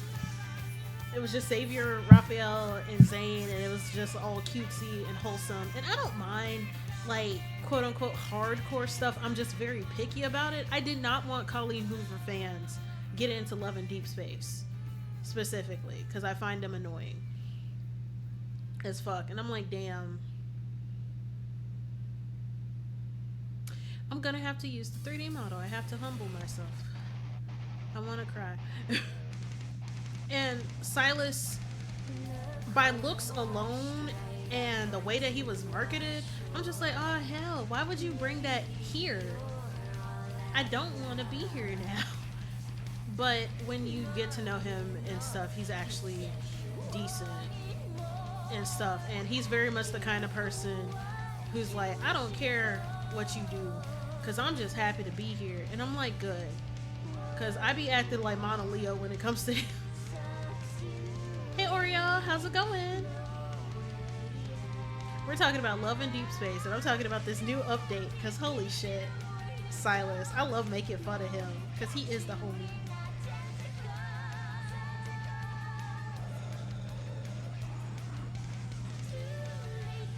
And like, it's hilarious. So okay, to describe the update with them being idols and stuff, they each have their own song and their solo dance routine, and then they dance with the main character and stuff. And of course they got like 2 outfit changes and a cutesy memory, and by cutesy memory is actually, it's actually thirsty as hell, and I'm gonna get into that in a moment. But like, Silas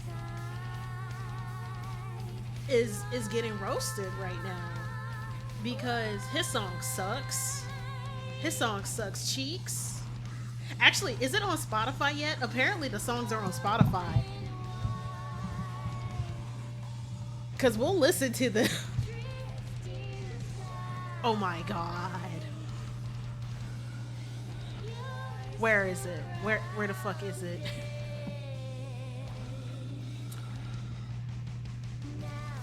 Oh, I gotta find it. I gotta find it. Hold on. Hold on. And if not, we'll just go to browser. We'll just go to browser and find it, okay?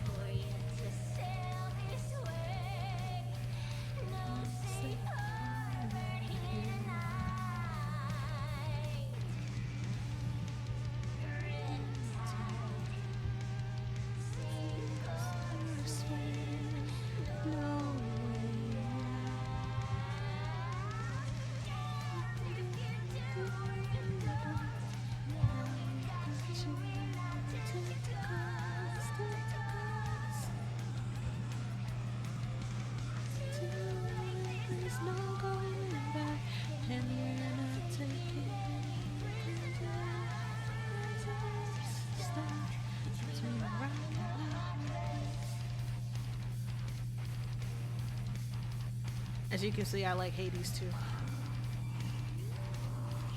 I really like Hades too.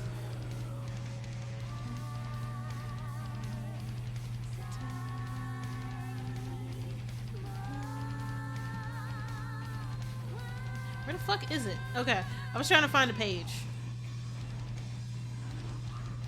Is there the video of each one? There's a video for each one. Okay, we're gonna turn off the music and we're actually gonna pause to look at these because I actually need a break for my hands. Is Firefox working? That is the question. Ugh, let's see. Okay, it's working. And then is the audio. Ah, okay. Hold on. Because I want y'all to hear how bad this is, actually. It's so sad.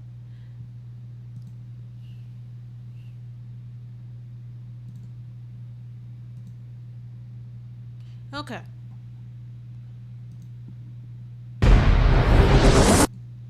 Actually, let's turn this down a little bit. And then let me know if y'all can hear this.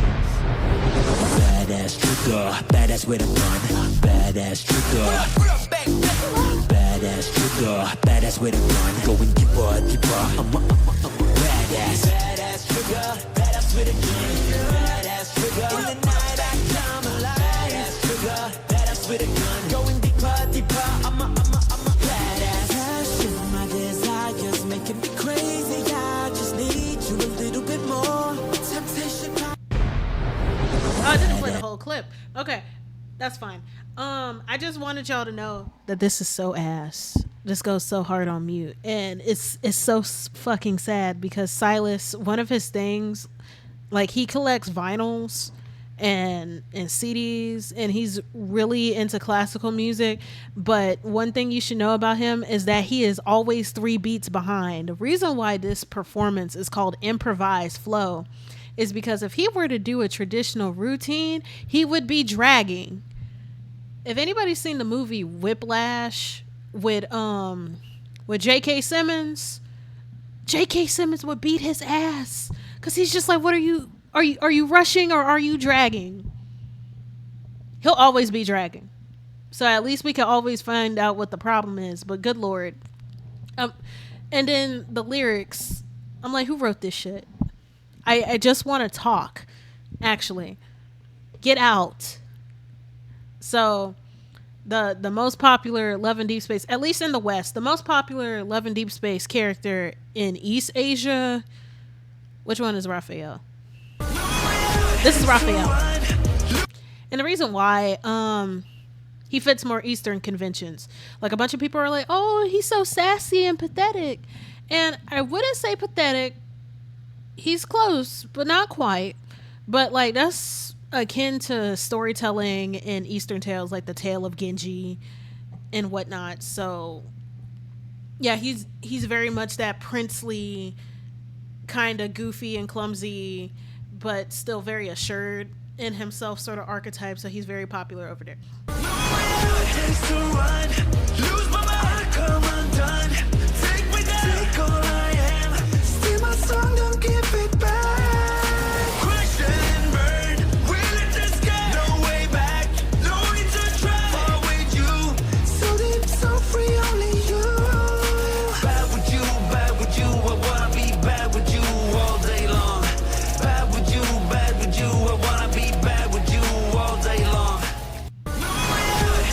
I think his routine is actually the best one though. Like, Raphael is best suited for this.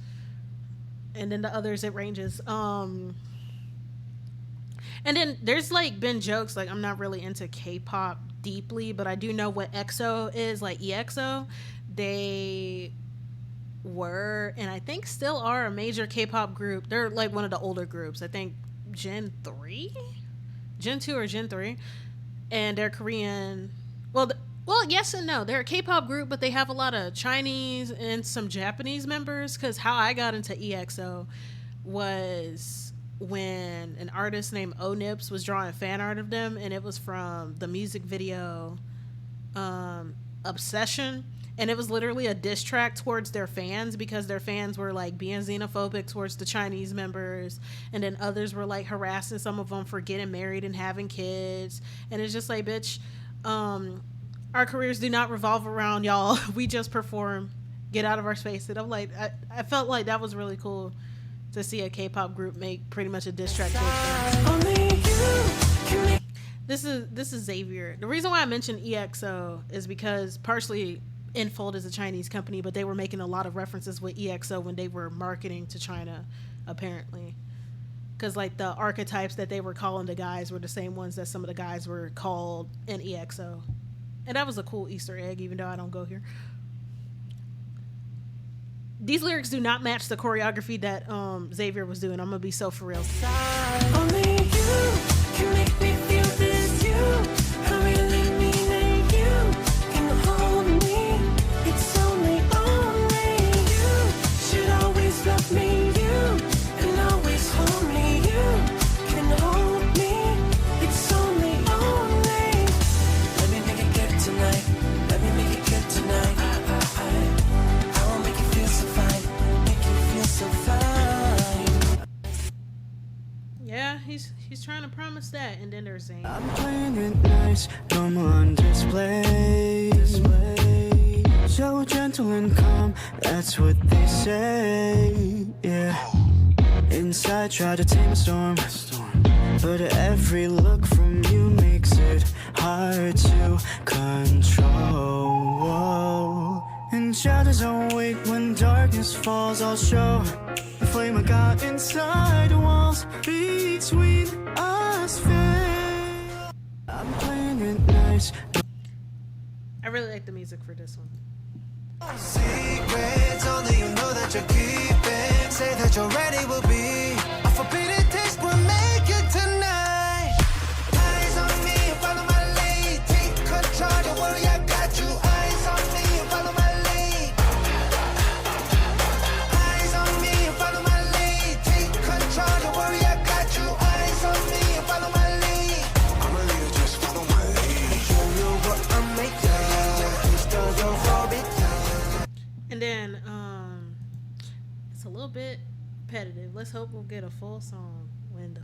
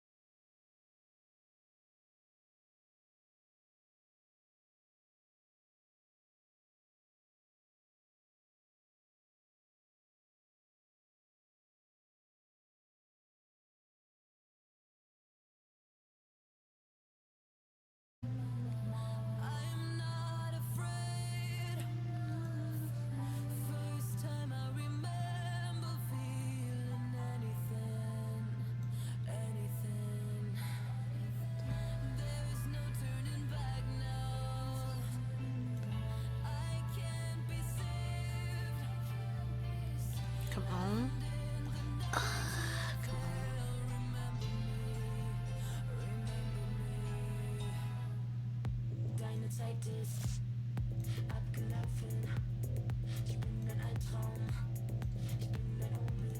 But that was it.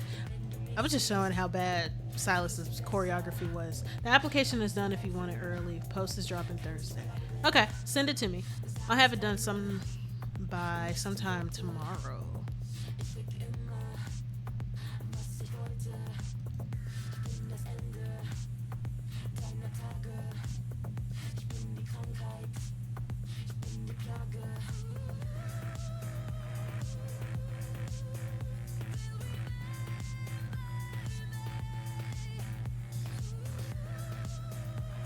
We done looking at sexy. We will never be done looking at sexy, man. If I get a per cocktail, we'll never be done. Cause I hate it whenever I have plans for art and I get really excited and then they don't happen because life interferes. Should be annoying. Cause okay, I had this idea of doing a what's it called?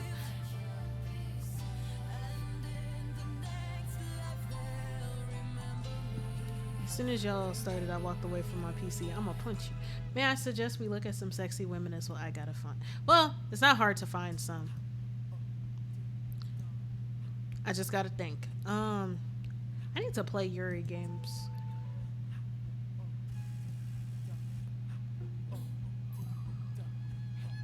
I need to find Yuri games. Oh, there's this one cosplayer that I really like. I had to think. Give me a minute.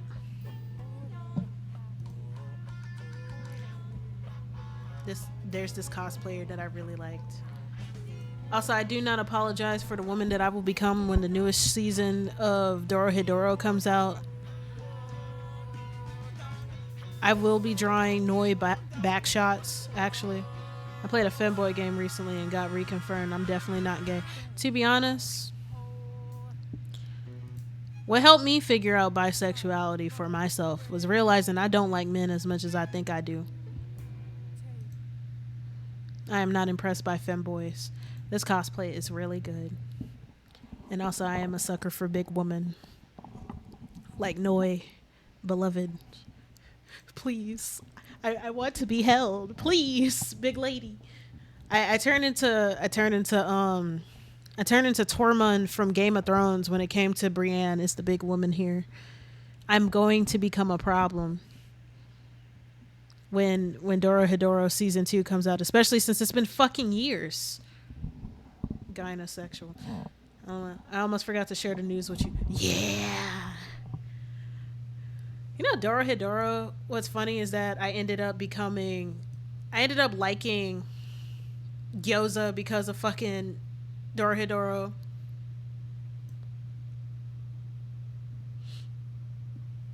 I love her too. Okay, so for those who don't know, Dorohedoro is an anime, of course, about this. How do I describe it? It's not dystopian. It's weird fiction. I think that's the best genre to describe it. I'll look it up real quick. Weird fiction. Weird fiction is a subgenre of speculative fiction originated in the late 19th and earlier 20th centuries. Weird fiction either skews or radically reinterprets traditional antagonists of supernatural horror fiction such as ghosts, vampires, and werewolves. Yeah. Because it's not quite dark fantasy, because it's not grimdark either. But like a lot of antagonistic figures are made comedic or even friendly. But pretty much there's this society where you have humans at the bottom, and then you have sorcerers in the middle, and then you have devils at the top. And the sorcerers, they practice their magic on unsuspecting humans in hopes of becoming powerful enough to become devils who are at the top of the food chain. And you follow these two humans named Kaiman and Nikaido, who are beating the shit out of sorcerers because, like I said, they like to test out their powers onto unsuspecting humans. So that includes like disfigurement and all this other kind of shit in order to get good at their craft, and it sucks. So in order to find the person who casted a spell on Kaiman, who has a lizard head, they just go around beating the shit out of sorcerers, and then he would bite their head. And if the man inside of his mouth tells them that they're not the one, then he kills them. Because the only way to stop a sorcerer's curse is to kill them, or if they deactivate it, but they're likely not going to be activated because they'd be disrespectful.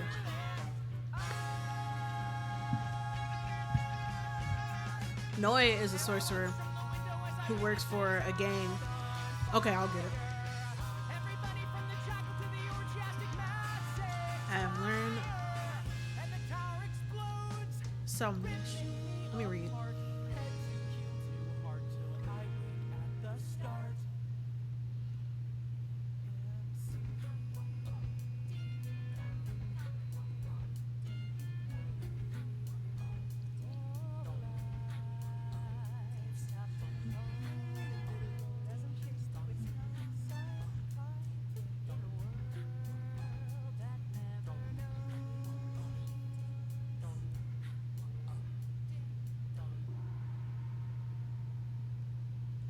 Oh, and there are actual ways to do that. Oh, I like that they actually have links at the bottom. But yeah, there's a way to do that. You're trying to be a snail. Snails do that. That's cool. Well, that's it's mundane to me, but that's cool that you're figuring things out. Now, why would you call me? That's my closest form, not form, frame of reference. That's my closest frame of reference. Because I know somebody else, they don't identify as that, but the experience is very similar. Actually, I might send this. Hold on.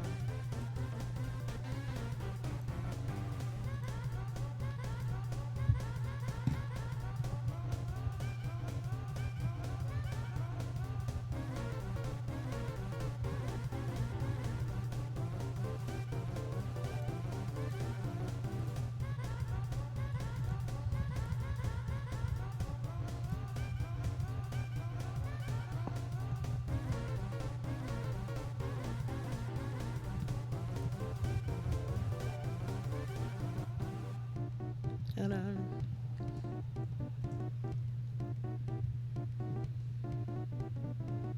Yeah. You take it one day at a time. But speaking of transformation, that's why they're trying. That's why they're beating the shit out of sorcerers. Because somebody turned Kaiman into a fucking lizard. So he's trying to get that fix.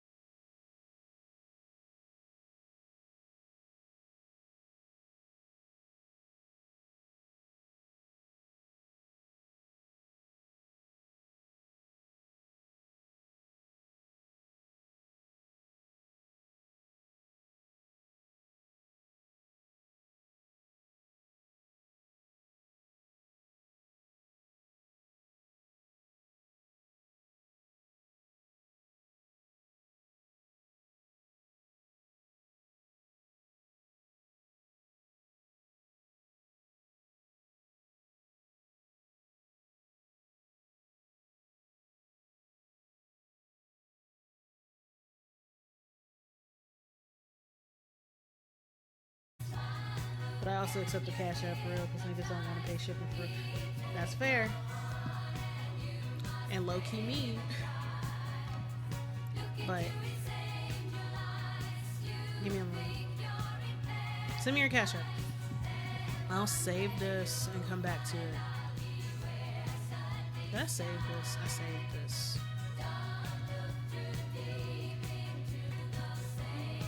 I still don't know how this song ended up being a Halloween song. 'Cause this is ABBA.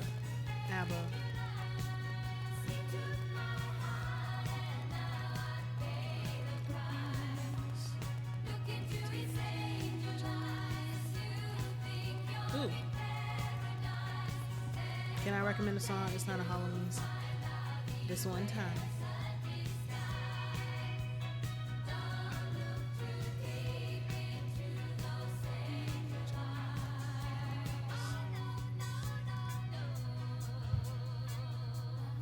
Why are you scared?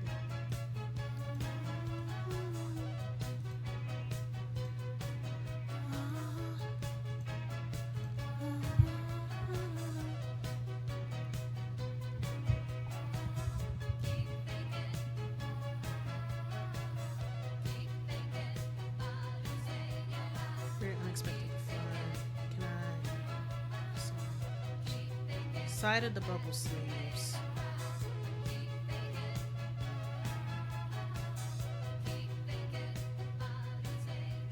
You Spider-Man, huh? Everyone gets one, head ass. Yup.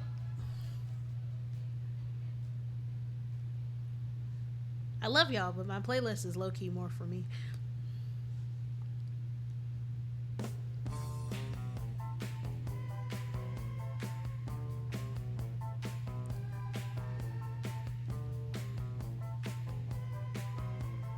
Actually, let's test run the color first. Place where love goes.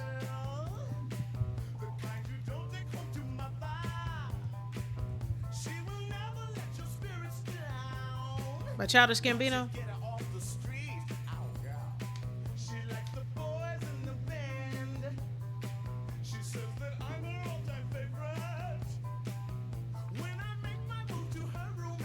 Yes, because it's a Halloween song. This plays at Halloween parties. I have curated.